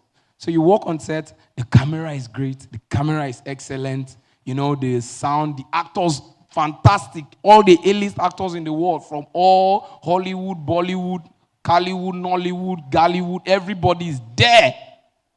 Then they just on touch lights. So now wait till we go manage with this, oh. The motorway they bring lights, you get accidents. Motor on. Shebi, who will they shoot? See you on Ramsey Noah. You go point the torch for Ramsey Noah head. You that's watching the film, you know, you'll be like, oh, everybody is there. But as soon as you watch it, you feel somehow. Right.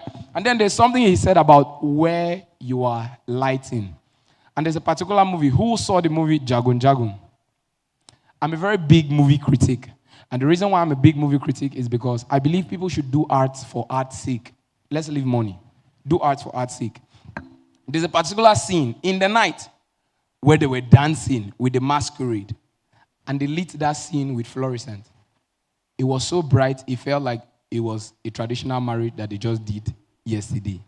But that movie was set in pre-colonial times, right? So the obvious source of light would have been the moon. But the light was so strong, and it was showing that it came from a 45-degree angle. That's not the angle of the moon. And then you see the background, and it's thick darkness. You wonder what kind of... So sometimes you will watch these things in movies, and then you're like, oh, yes. And then someone like Spielberg, you know, there's a movie where he was using light to actually differentiate between the past and the future.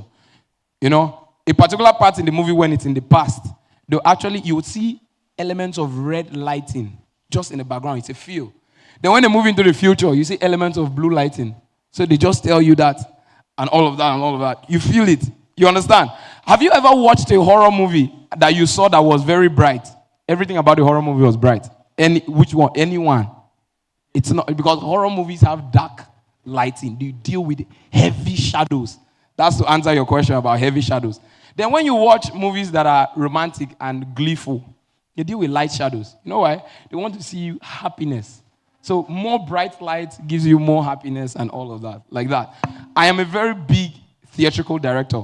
Like I do theater more than movies. And to answer your question, Dre, to also throw more light on what you said about theatrical lighting, right? If there's anything like more light. You notice that when we did I Forgive the Musical, there were some scenes that were very bright. Very bright. And then there were some scenes that were not so bright. Reason being that the lighting actually helps the audience to focus. When it's so bright, it tells the audience, look at everything. When it's controlled to a point, it tells the audience, look at where the light is. Right? Have you ever walked in a dark street, very dark street, only you, and then you see light somewhere? And then maybe under that light is one guy just standing there. Just picture this, one guy just standing there like this. And you walk there in the dark street. And then that guy is just there where the light is standing like. The fear that will grip you. Now picture this. If the entire street was lit everywhere, bright, you could see the end of the street. And that same guy stand like this. The fear. Exactly. Now that is the effect of light. Just as simple as that. As simple as that. Okay, when we were small, did you remember going outside to go and pee? And then the moon is playing tricks with you with the plantain leaf. And it's looking like one monster that wants to cut you with axe. If it happened to you, let me see your hand. Especially after watching Last Burial. Oh, yes. Another thing, I think he mentioned it. Did he mention diffusing? Good. Diffusing is your friend. If the light is too strong, do not be afraid to diffuse. Diffuse, diffuse, diffuse. Diffusing will actually help you work well with the shadows. You see, like white background like this. 9 days, I be cast people. Where? Okay. Now, ladies and gentlemen, the last thing I want to tell you is lighting is not about what you can see. It's also about what you cannot see. Lighting is also about the areas you cannot see, the dark areas. Like that's what he said. So I was just trying to like shorten those points and get it. Okay, now let us sit tight because the next speaker, the next and final speaker is about to come on the podium. He is a native of Ekong Anaku. Hey! Ekong Anaku in village is the war of Anaku. Or the army of Anaku, depending on how you want to transcribe it, yeah? He is a native of Ekong Anaku in Akankpa local government area of Cross River State. He has lived in Calabar since 2001. He is an eleemosynary and documentary photographer. His dual nationality background and focus on community collaboration have led him to 18, which have frozen uncountable memories, which have frozen uncountable beautiful memories within and outside Nigeria. He is also a CompTIA A+ technician. Oh my God. Please just clap for that CompTIA A+. He will come and explain it for us. He's also a CompTIA A+ technician. He loves freezing beautiful memories, God, and people. His mantra is, keep on keeping on. Ladies and gentlemen, with a round of applause, let us welcome the one, the only, Chi John. Good day, everyone. I'm sorry. As he rightly said, my name is Chi John. I'm sorry for keeping you guys. Are we tired?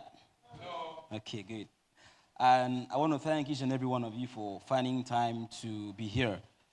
You know, I really, really appreciate. It's a lovely thing. I love when creatives come together like this. It gives me joy. My session is going to be an interactive one. We're going to be talking, I'm going to be talking real life things, things that we've been doing, things that we've been seeing. So, just give me a minute or some seconds. So I'll be talking about the business of photography and how I have been able to grow, my challenges, the obstacles. I know one thing. Let me just put this thing in our minds. Building a sustainable business is not easy. There's one quote I used to tell people that baby steps. I used to be an actor in church, so we staged a play. I happened to be the king in that play. So, and my brother, who happens to be like my mentor in photography, was the one shooting us at then. I love the pictures. I never loved pictures, even though my father was once a photographer. I always wanted to be an engineer when I go to school. So after education, like he really said, after my polytechnic days, I studied insurance and risk management in the University of Bamenda. And after that, I came back to Nigeria. So when I came to Nigeria, I wanted to do something different. So I never had the love for Kumtia A+ again. For insurance and risk management again. I had to go into Kumtia A+. Kumtia A+ is simply the repairs of electronics, computer electronics. The software and the hardware maintenance of electronics. After my Kumtia A+ days, which I've worked with so many ministries in Cross River State, when ministries were being brought into a network, I was one of the persons as a then, while we were trying to network all the ministries. So after that, I had an opportunity to leave here, but some things went wrong at the embassy. I could not. So I came back after the show, after the events. When I saw those beautiful memories the guy preached, I loved them. I don't call them pictures, I call them beautiful memories, sorry. So after that, I asked him that I was going to take the journey. I would love to proceed with the journey of photography. He said, okay, no problem. One thing about the person who taught us photography, thank God I have some of the guys here in the house. He has never sat in one place to teach us anything. We just do this, I do this. And we never got it. Thank God for YouTube. Thank God for it. Like I think I overheard some speakers say YouTube is good. YouTube is our friend, he's not our enemy. YouTube. So most of the things I learned, most of the things I know today, I can really say that 80% of the things I know are self-taught. Yes, 80% of the things I know are self-taught. So after then, I got a camera. How did I get this camera? I'm taking you on a journey so you can connect with my story. So my auntie in the US was supposed to send money to my father. So when he sent this money, I took it as an opportunity that, hey, I was going to use this money to get my first camera, which I did. Although we fell out with my auntie because I had to use the money because that was not the reason why that money was sent. So we fell out. And of course, I'm sure she's proud, wherever she is, she's proud of the man I have become. Okay, the first camera I got was a Nikon. Okay, did I get a camera first? No. First, the board was no rechargeable battery. Those cells, we know them, right?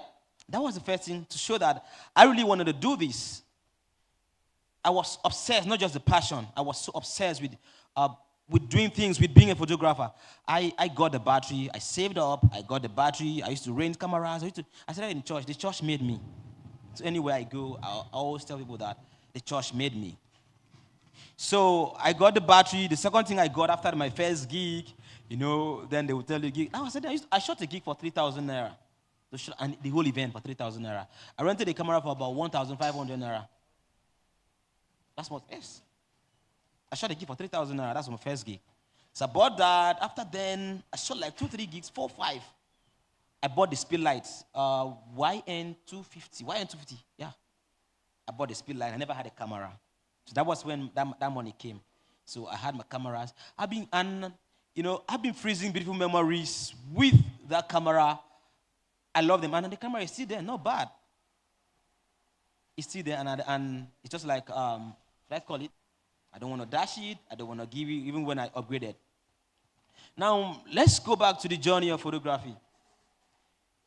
You see, one thing we must understand in this business is that everybody, even your friends, will never support you. Photography is expensive. Do we have photographers here? Because I think I was hearing cinematographers, light guys, So photography, though it's expensive, but it's a beautiful craft. The journey has been awesome. It has been amazing. It has been a beautiful journey. One thing I would say is understanding photography. How many of us understand the exposure triangle here? Good. The aperture, the shutter speed, and the what? So those are the important things we need to understand. They spoke about light. It was so lucid. One of the key things we must understand, once you can understand how to balance your exposure triangle, you are there. They can teach you that, but creativity cannot be taught. Do we believe that? They can teach you everything. Because we all look, but we see differently. There's a way you might be handling the camera, there's a way this guy is handling the camera. We all shoot differently. Even if we have to shoot in this place, you're given a camera to shoot, we shoot differently. Right? So once you understand your exposure triangle, that's the journey. And one thing I always tell photographers is, don't shoot only when you want to shoot. Don't shoot only when you want to shoot. Shoot anything. When I started, okay, let me go. Let me even go. See it in the journey. How many of us have shot 3 gigs here? Good, good. So do you think that 3 gigs will ever stop? Right? Good. 3 gigs can never stop. Yes. For me, I think it is a way of paying our dues because some 3 gigs made me. 3 gigs made me. I'm not saying you should shoot free like me. No, that's the breaker for me. That's what introduced me in the market. The field is so big. The industry is so large. Right? The industry is so large. People say, I know if you shoot free gig again, they call me. But of course, there are some persons, as I grow, there are some persons I can't shoot free gig for. There's some person I can't collaborate with. Right? Now, one thing let me pause here. Let me say something. If I ask, what is the aim of business? To maximize profit, right? So do we think business is, okay, back in the days, we used to say that business is the act of putting on a product so that you can make money. Is that true? Is that true? Do we think it's true? No, right? No, of course, I overheard people say, I'm a business student, of course. I overheard people say business is all about making money. No, business does not end about making money.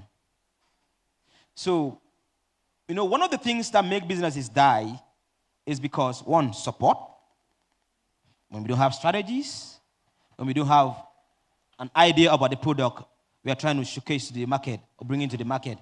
When I bring in this product to the market, photography it's like a product, right? Now, what are the core products of photography? One of the things that could make us photographers, sometimes you say, I no go shoot, see what we agree, and I will say I go give you this. Of course. You say, I saw this guy tell me, I saw this guy talk. Of course. Do you know the joy? Okay, will you be happy? Okay, let me not use photo. Okay, let me use photo. If you happen to be a photographer, and maybe in the process of shooting pictures or being photographed by another person, and you agree that the person is going to give you maybe a session. Your session is like 5 pictures, and the person gives you 10 pictures. How do you feel? Do you feel happy? Now you are expecting 5 photographs, and the person exceeds your expectation. That's satisfaction. So the end product of everything we do in business is satisfaction. Customers, they are the king of business. When they are not satisfied, there's no business. When they are not satisfied, we don't. Of course, we serve them. We provide solution to their problems, but without them, there's no business. So if I start a photography business and no one patronizes me, no one comes to say, Chijon, I want you to freeze moments. Maybe I want you to freeze beautiful memories of my wedding or my events, and nobody comes to you. How do you feel? Do you have business? How do you feel getting a gear and no one comes to say, hey, I love you to do this? So first of all, we must understand the purpose. We are serving a product. Of course, they might sometimes say, people do plenty of photo. Photographers do plenty. Me like this. With the level I am, this is not pride. With the level I am, there's a level, all of us, there's a level we develop ourselves that we don't get to beg people. I used to beg people, make a shoot your event so that I could just give it to post. Okay, my brother was talking about how I continue posting pictures. Papa, I carry on for my head. That's the way of advertising. People need to know what you are selling. People need to know the services. See, they might not buy today. They might not patronize you today. People need to know what you are doing. It's like a reminder. It's like an alarm. People need to. Of course, if you come to my status, there's no day you will not see picture. There's no day you will not shoot picture. And for photographers, don't just, like I said, I paused as I then. I said, don't just shoot because you want to shoot. Shoot even if you don't feel like shooting. The exposure triangle here and outside are not the same, right? Am I saying the truth? Good. Now, you need to shoot because when you're not set, you can't be learning in an event. You can't be learning in an event. I see somebody struggling because now you are freezing memories like me, who is the documentary photographer or who freezes events and weddings. You cannot tell the bride, go back, go and dance again. Never. When a moment is being lost, you can never get it again. So you have to be ready at all time. You have to be ready. First of all, some of the things I've gone for an event and my battery is low. One of the things, my battery is low. I forgot my card. You miss moment. So now what I did was I got a bag. So all my gears are in the back. I make sure that the first thing I come back, battery, charge it, remove my cameras, then back up my files. I've lost files. I've shot an event and once someone sponsors you and I lost the files. And I think that terminated her way. See, customers are our best advertisers. Customers, they are our best advertisers in this business if you must grow. I know some people say, even if you no call me again. I know there are rude customers. Even if you no call me again, no, what other people did. No. Do you know that most of the gigs, let me go back. The first events I went outside Nigeria, well, I think it was someone who saw what I love to do, right? And recommended me. Recommendation. What will your customers say about you? At the end of the day, it's not just about money. It's about the satisfaction. I know you go make money, no rush. Sometimes we rush to make this money and forgetting our customers. Now them go preach this gospel of photography give us. Now them go, that guy good. See, now this guy good. I have been on about half a decade and some years in the business of photography now. And I have over 45 weddings in my belt. So I have gone to a point where I could be recommended. Of course, if you're no good, they're not going to recommend you now. People want the best for their moment. Of course, I'm not saying that you have to be good to be there, to be contacted or to be given an opportunity to freeze moment. No, of course, there are some other guys who are better than me, right, in the field. There are guys, when I go to the internet, I go to if I go to Pinterest, like if you go to Instagram, boy, they wake up and they see, oh boy, see this kind of picture. Jesus Christ of Nazareth. There are other guys who are doing even better than me, but these guys still pick you to freeze their memories. So there's more to just, it's not just about shooting fine pictures, end there. One thing we undermine in business is relationship. Right? In business, you meet different kind of persons. But by the way they react, not the way they react. The way the next client might have temperament a problem. So your ability to understand them, your ability to read them, gives you an edge. Because at the end of the day, they don't care. See, they don't care about what you do. They care about what you give to them at the end of the day. That's what matters. That's what these people matter. And again, I hear people talk about, okay, let me ask this question. Do you think big gears make good pictures? Do you think, like, okay, let's say the Sony Mark V make good pictures? Do you think having a bigger gear makes beautiful pictures? No, right? Right? Good. So for me, as a then, I used to think that when I have a big camera, I will start shooting big. How many of us have cameras here? How many? Okay, we need to start saving up to buy a camera. I beg. One thing about having your own camera is that you shoot at any time. I used to rent cameras to go for practice. So I used to rent cameras, shooting even free events. So big cameras don't make good pictures. Bigger gears don't make good pictures. They only make the job easier for the user who understands the camera. I've got people in the industry. I've been at an event. Look at my brother who is shooting here. We have been at an event where we see people carry big cameras. I'm like, wow. Tell us, boy, calm down. Leave that thing. Shoot your event. At the end of the day, what? Our pictures were the best. Composition, your lighting is important. Don't be bothered. Don't be carried away. Don't look down yourself. Of course, we go to events. I've been to events and I see guys like with big gears. Oh boy, which can see camera? Okay, like the event I just came back from the north, from Jigawa. But I was shooting in an event. I was shooting with a 750, and the guy was shooting with a Sony Mark V with 50mm lens, 1.4. 3 of them. And I was seeing, but oh boy. Man, I went close to the guy's setting, and this guy was shooting in a shutter speed of 50.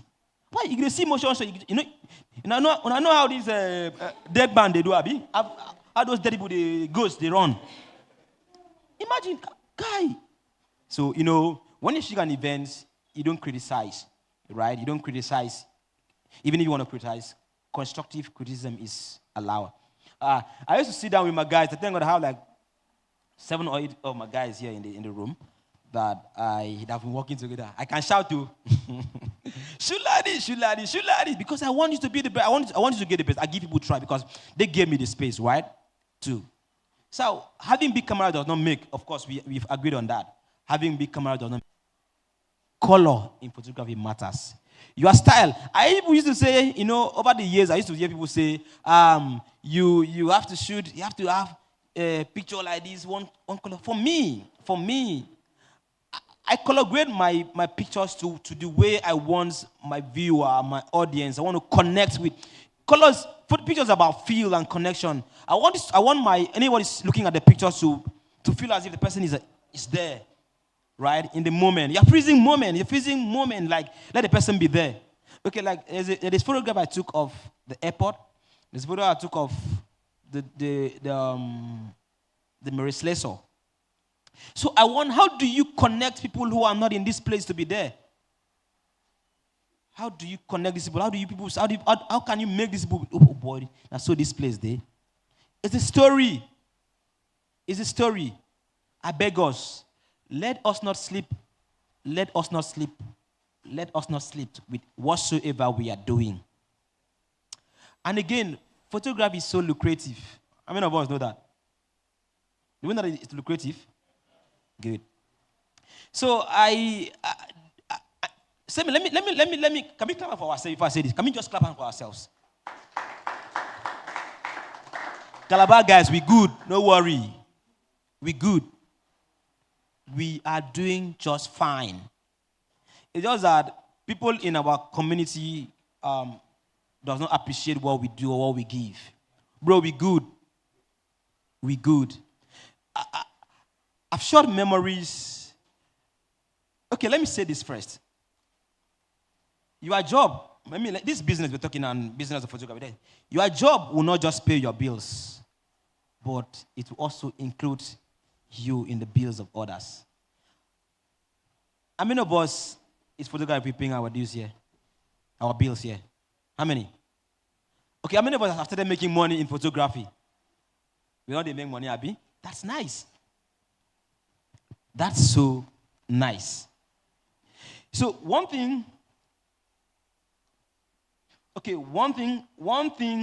I will say again, sometimes our anger, I've shot an event and they okay, we talk about time in an event. Talking about business. I'm talking about time in an event. Maybe, you used to tell you, I want to create these memories. I want to say, hey, let's go to church. They call us to church. How many of us have experienced that? Right? They will be rushing you. Now you cannot do those things you want to do. Because you have a story in your head, you have a mood board in your head, you have what you want to recreate. Of course, you're working with non-professionals. This couple or these people are shooting are not professionals, right? And you're shooting them. And they're rushing you. How do you get these memories? You just have to put in your best to make sure you get the best. Don't say, I say, no, give me, make I relent, make I just do. Tomorrow, it is you. It is you. So no matter how it is, I will never. I used to be upset. I said, no, go shoot again. I my camera, one of my friends, and I territory. You must own that stage. Anybody, weddings, where weddings are not planned. Of course, we see a lot of things. People stand in front of their camera. You say, I no go when they snap. Papa, you don't miss the moment. You miss the moment and you miss it and you don't get. What do you get? At the end of the day, you want something to. Of course, there are some pictures you cannot post now, right? We shot weddings and there are some pictures you cannot even post. And if I say, send me a picture, you're supposed to send us picture. Of course, there are some pictures you cannot send to the person. You select from the best. So make sure you are shooting. Me, I used to tell photographers, people say, they should overshoot. Papa, even I can shoot like 1,000 pictures in an event. I come, pick the best from the best. It's for me. Right? A lot of people, I will still say we are good. We are good. But one thing we need to understand in business is, when I talk about anger problems, some of us get anger. Photographers. Then go do something we pain us. That's normal. They don't give us time, make we do what we want to do. That's some of the problems we face in this business. Those are some of the things we face in business, and I don't think there's business. There's a business. There's a business without problems, right? There's no business because you meet different people, right? So you are the best creator. Can we tell ourselves, I am the best creator? I am the best creator. I'll keep telling my stories my way. Bro, the day you want to be like me, it will be second. Oh. Imitation is limitation. So, people say, you must keep shooting. You must keep shooting. You must keep shooting, and you must keep shooting. Now, what am I saying? It is only when, I used to tell people that for you to be in the news, you must pay your dues. So I cannot come and book you if I've not seen what you do or what you've done. Right? Showing these photographs are portfolios. I love taking pictures. God, they know me, no? People that know me. I love taking pictures. Pictures of myself, pictures of people. I love taking pictures. Keep shooting. Keep shooting. Let me tell you guys, blur shots are also shots. Have you guys ever shot a picture and you see a picture so beautiful but it's blur? They are all shots, my brothers and sisters. Blur photographs are also. Don't say, but this one blur. I lie. Overexposed photos, underexposed photos, are exposed photos. All the photos should never be the same. should never, ever be the same. And I always say, shoot free gigs, partnership. Okay, like the convener of this event, you know, one thing we undermine in this, our society or in our environment or in this our tribe is partnership, or we used to call it collaboration. I'm a photographer, and I'm not a cinematographer. And I see a job of someone I want to shoot a wedding, and I say, I know go shoot, I know they shoot, I go leave their work, I know go shoot their work. Understand? You can get this gig, right? Call Ima. Okay, what gave me, or what I gained from shooting a collaboration, man, over the years. Okay, how many of us are shot outside Calabar or in the north here? How many of us? Okay, good. Now, what gave me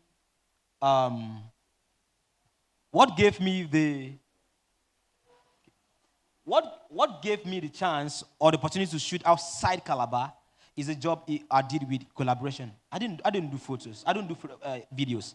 I do basically photos. But I saw an opportunity, and I called, okay, my company can do this. Emma, come and do it. Let's do it. So, like, if you see the post I made about them, I said some of the glory that are given to me is because of them, right? One thing I would tell us that even individual awards requires collective effort, right? Even the awards I've been receiving, it is because of most of you, the jobs you've done, the recommendations, you know. That's what has kept me in the wheel. Relationships are currencies. You can never take a relationship from business. They are currencies.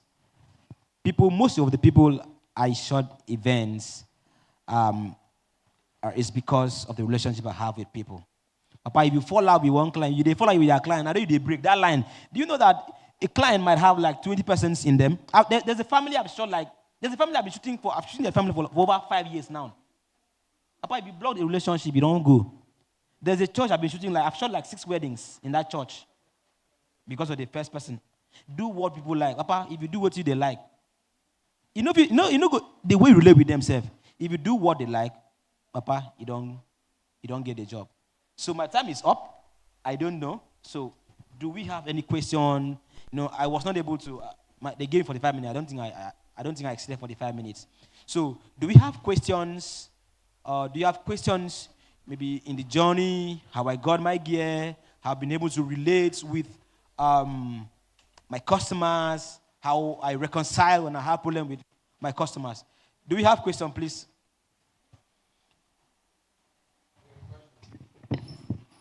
Questions 1, 2, and 3. All right, let's start this side. Hello, good evening. My name is Essential Impression, and I just want to tip in something there and then also ask a question at the end. Well, you were talking about if the best camera can give the best production. To me, and from my experience, the best camera might really give you the best production, but the man behind the camera, because there are a whole lot of people out there who have mighty and expensive camera, but cannot manipulate it to get exactly what they're supposed to get. Now, you were talking about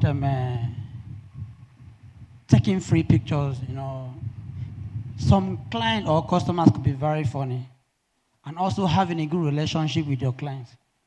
I've have experience whereby I took somebody picture on an event. I decided to send it free to her on a WhatsApp. She kept that picture for some years.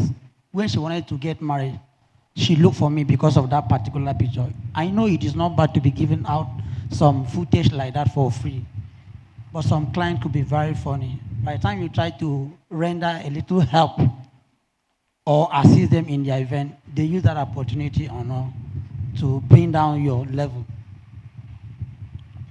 You have a sister, and then you have a friend. You have shot an event for your friend, and then at a very low price. Now she's trying to recommend you for another person. She still believes you should charge the person the same price. In that case, how do you and coupled with the fact that the cost of production now is very high, how do you manage that? Thank you. Okay, nice one. I think, everybody cannot stand in front of our camera. Do we believe that? We should not shoot everybody. Right? There's a level you build yourself and you don't just shoot anybody. Okay, how many of us were present at 2023 Youth Swagger? How many of us? Good. How many of us saw those beautiful pictures the same day or the next day? How many of us? My team and I took those beautiful pictures. They were free pictures. We were not paid. But we shot the best pictures. But what did the best picture do to us? Those pictures sold us. Those pictures sold us. So you must not shoot everyone. So you must interact with yourself before. I used to do that. Before you react, interact with yourself.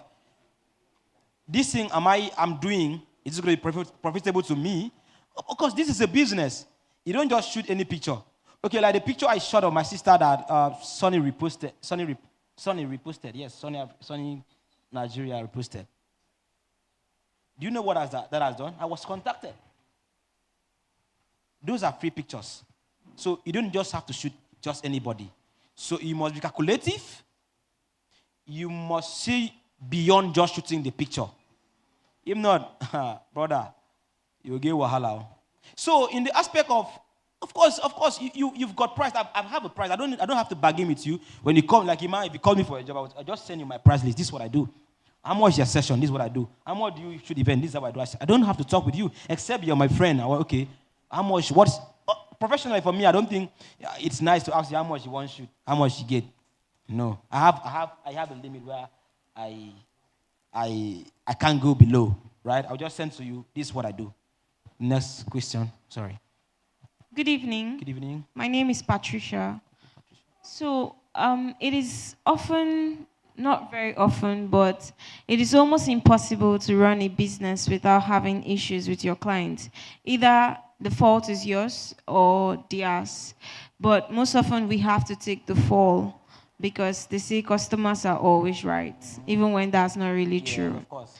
So in cases like this, there are some clients you just want to really pressing on you. Okay, that's a lovely one. I have got clients like that. It was not my fault. Now this person wants me to shoot the other guy. I don't shoot like the other guy. I shoot my way, right? This person wanted me to shoot like the other guy, right? I shot these pictures, and they were so beautiful. I told her, I think she's the brand manager of Union Bank at they call it 8 Miles. So I told her, Ma, let me tell you, that's why you have to believe in what you do. You have to believe in your picture. Before I send any picture out, I know that is the best for me. I love it. You have to love what you do before another person loves it. Don't just say until the person say, what are you talking about? I don't shoot for likes, so now I don't shoot for likes. I'm creating my portfolio. I'm building them. No, I told the woman that I should, before I take my pictures, I used to show to my friend, okay, how about this picture, no? So the friend said, I told the person that I was trying to explain to her, I cannot shoot like this. This is how the person shoot. I don't like this kind of pictures. These pictures, I'm not up to my standard self. You know, this noising, how do they call it? These portraiture pictures, they shoot and it is smooth. I don't shoot that way. I shoot real pictures. This is how I shoot, right? And she said, no, she want me. I said, my dear, I told her, Ma, take this picture to any photographer. If they say this picture, no fine. No, call me again. Of course, there are some persons there are some clients that will never be your client, that will go their way. Of course, that's normal. Clients, they plenty. Even with the phone, they say, phone, they take over our business. It's a lie. There are some clients you have to leave them leave. There are people who appreciate good photographs. Okay, why? Have you wondered why someone has not ordered someone or recommended someone or picked someone with an iPhone to come and document wedding or take pictures in their wedding, do their videos? Have you wondered? There are people who appreciate good pictures, you know. So there's some client, I told her, and the next morning, when she saw that I was telling her that I knew what I was doing. But then she called me again, they give the next event, and she called me. And I doubled their money. Yes, of course. You have to be proud of what you do. See, if you're not proud of what, then go use you. Then go use you. Then go use you. I have a way I shoot. I have a way I color grade. I think one of the things that keep me in the light is the way I color grade. Not just the picture I find. No. I know they do skin. I don't do skin. Right? So you have to maintain your style. You get your style if you want to be known. You have a name, I have a name. Right? So what would differentiate me between you and me is just is your name. I cannot call you Chijon because you are not Chijon. People know that this is Chijon. Of course, people know when they see my photograph, they know that this is my photograph. So I don't know. So, not everybody go keep. Right? It's not sometimes we lose customers. Sometimes we lose them. So let them go. They are not your customers. Your customer will stay. But that not saying, you tried your best and the person is not still staying. All right? There you go. Good evening, everyone. My name is Greatman Jeremiah. I have two questions, sir. Must watermark be bold in each pictures? Like, I'm a very big fan of yours, and some of your pictures, your watermark might be very small, some might be good. So, must they be big? And then the second is, must all pictures be color graded? Like you said something about blur pictures. So, must the blur pictures too be color graded too?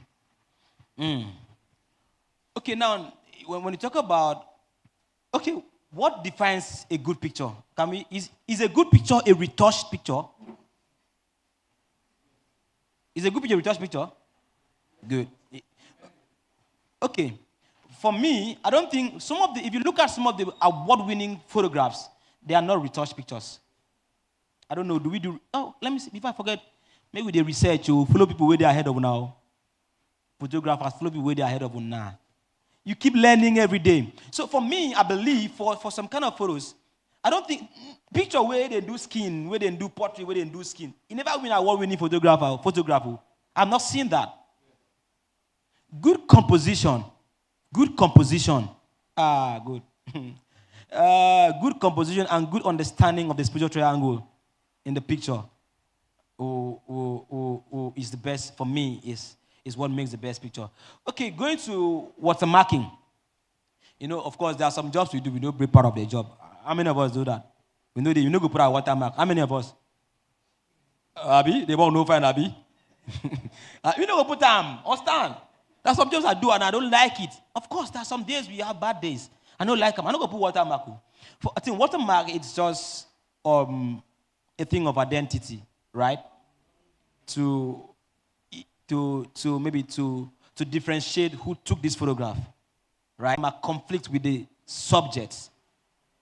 Even if you're shooting an object, we have object and subjects. Human beings are subject, right? Objects are non-living things, right? So even if you are shooting object of subjects, you don't make them fight. You must balance them. You must strike a balance, right? Yeah, whatever does not need to be big. Nowadays, like Getty image, Getty image, how they put their watermark. It does not have to be big for it to. That's another important aspect of photography where sometimes we miss watermarking. Sometimes some of us, we don't know, because I'm included, we don't know how to watermark. You don't have to put your watermark in because this person is putting it in the person's body. If you see a space, you're taking a portrait and you put someone's watermark here. Fine, huh? Right? So depending on all photographs cannot have the same placement of watermark. So different photographs, different watermarking areas or centers. Is there any other question, please? No question. Thank you for listening.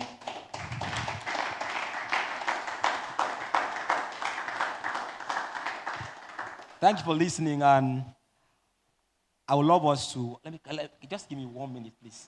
Ima, I beg, just 1 minute. So I would love us to work together. I would love us not to look down on ourselves. We are doing great, I tell you. If you don't do great, person no go pay my flight from Calabar to Abuja, from Abuja to Kano, from Kano to Jigawa. No be bragging, oh. I'm just telling us what you do can take where it can take you to. There are better guys there, but the guys saw what we did and loved it and said, oh boy, now we go do them for you. Now you go do them front, back and forth and returning. So let's keep doing it. Let's keep collaborating. Right? Don't shoot because you want to shoot, because you don't want, because you want to shoot. Shoot because you must shoot. About shoot pictures. People will criticize you, right? As you shoot, you improve. As you shoot, even you go no say, boy, I don't improve, right? There are pictures we shoot and say, oh boy, this one fine. You person tell me say, fine, he fine. Thank you very much. I hope to connect with all of us. A round of applause for my boss, Chijon. There's something Chijon says to me, and I always like it. So now I always carry it on my head. You know, Chijon says, continue posting, continue posting. As at 2019 was the first time I ever said I was going to attempt, the longest theater marathon in the world. I said it in passing. My friend heard it. I kept saying it, he heard it. Then Hilda Bassi did what she did in this year, right? Hilda Bassi did it. And then he texted me, he said, remember that thing you told me? I'm like, yeah, I remember. He said, have you seen someone has done it?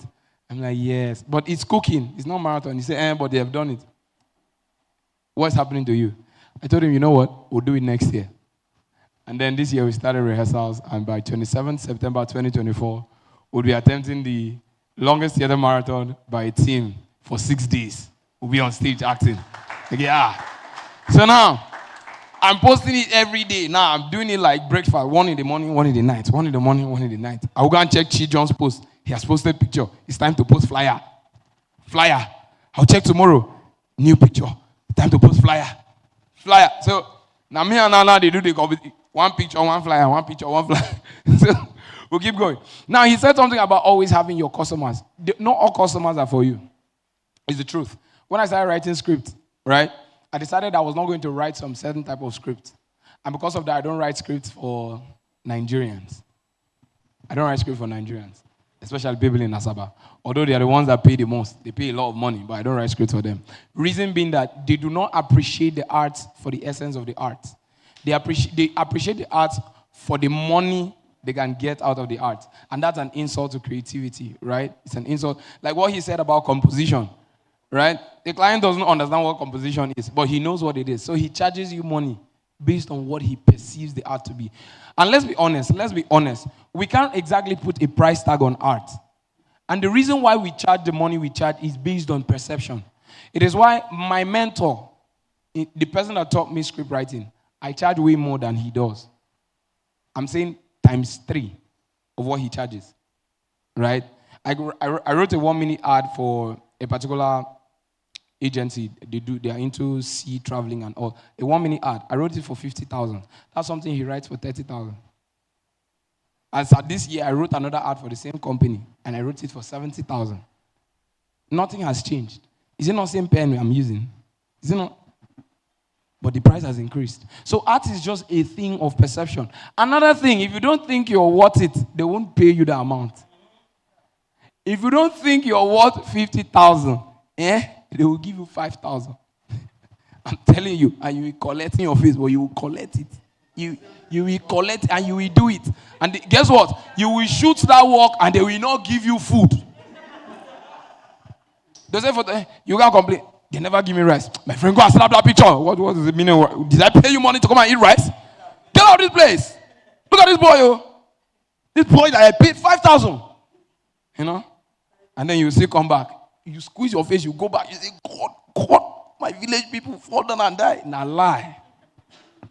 So it goes back to what the first speaker said. First speaker said, we should always be self-aware. The second speaker came and he reminded us that Instagram, YouTube is our friend. The third speaker came and told us about the elements of lighting and how we use it to paint a set. And now the last speaker is talking about the business side of the art.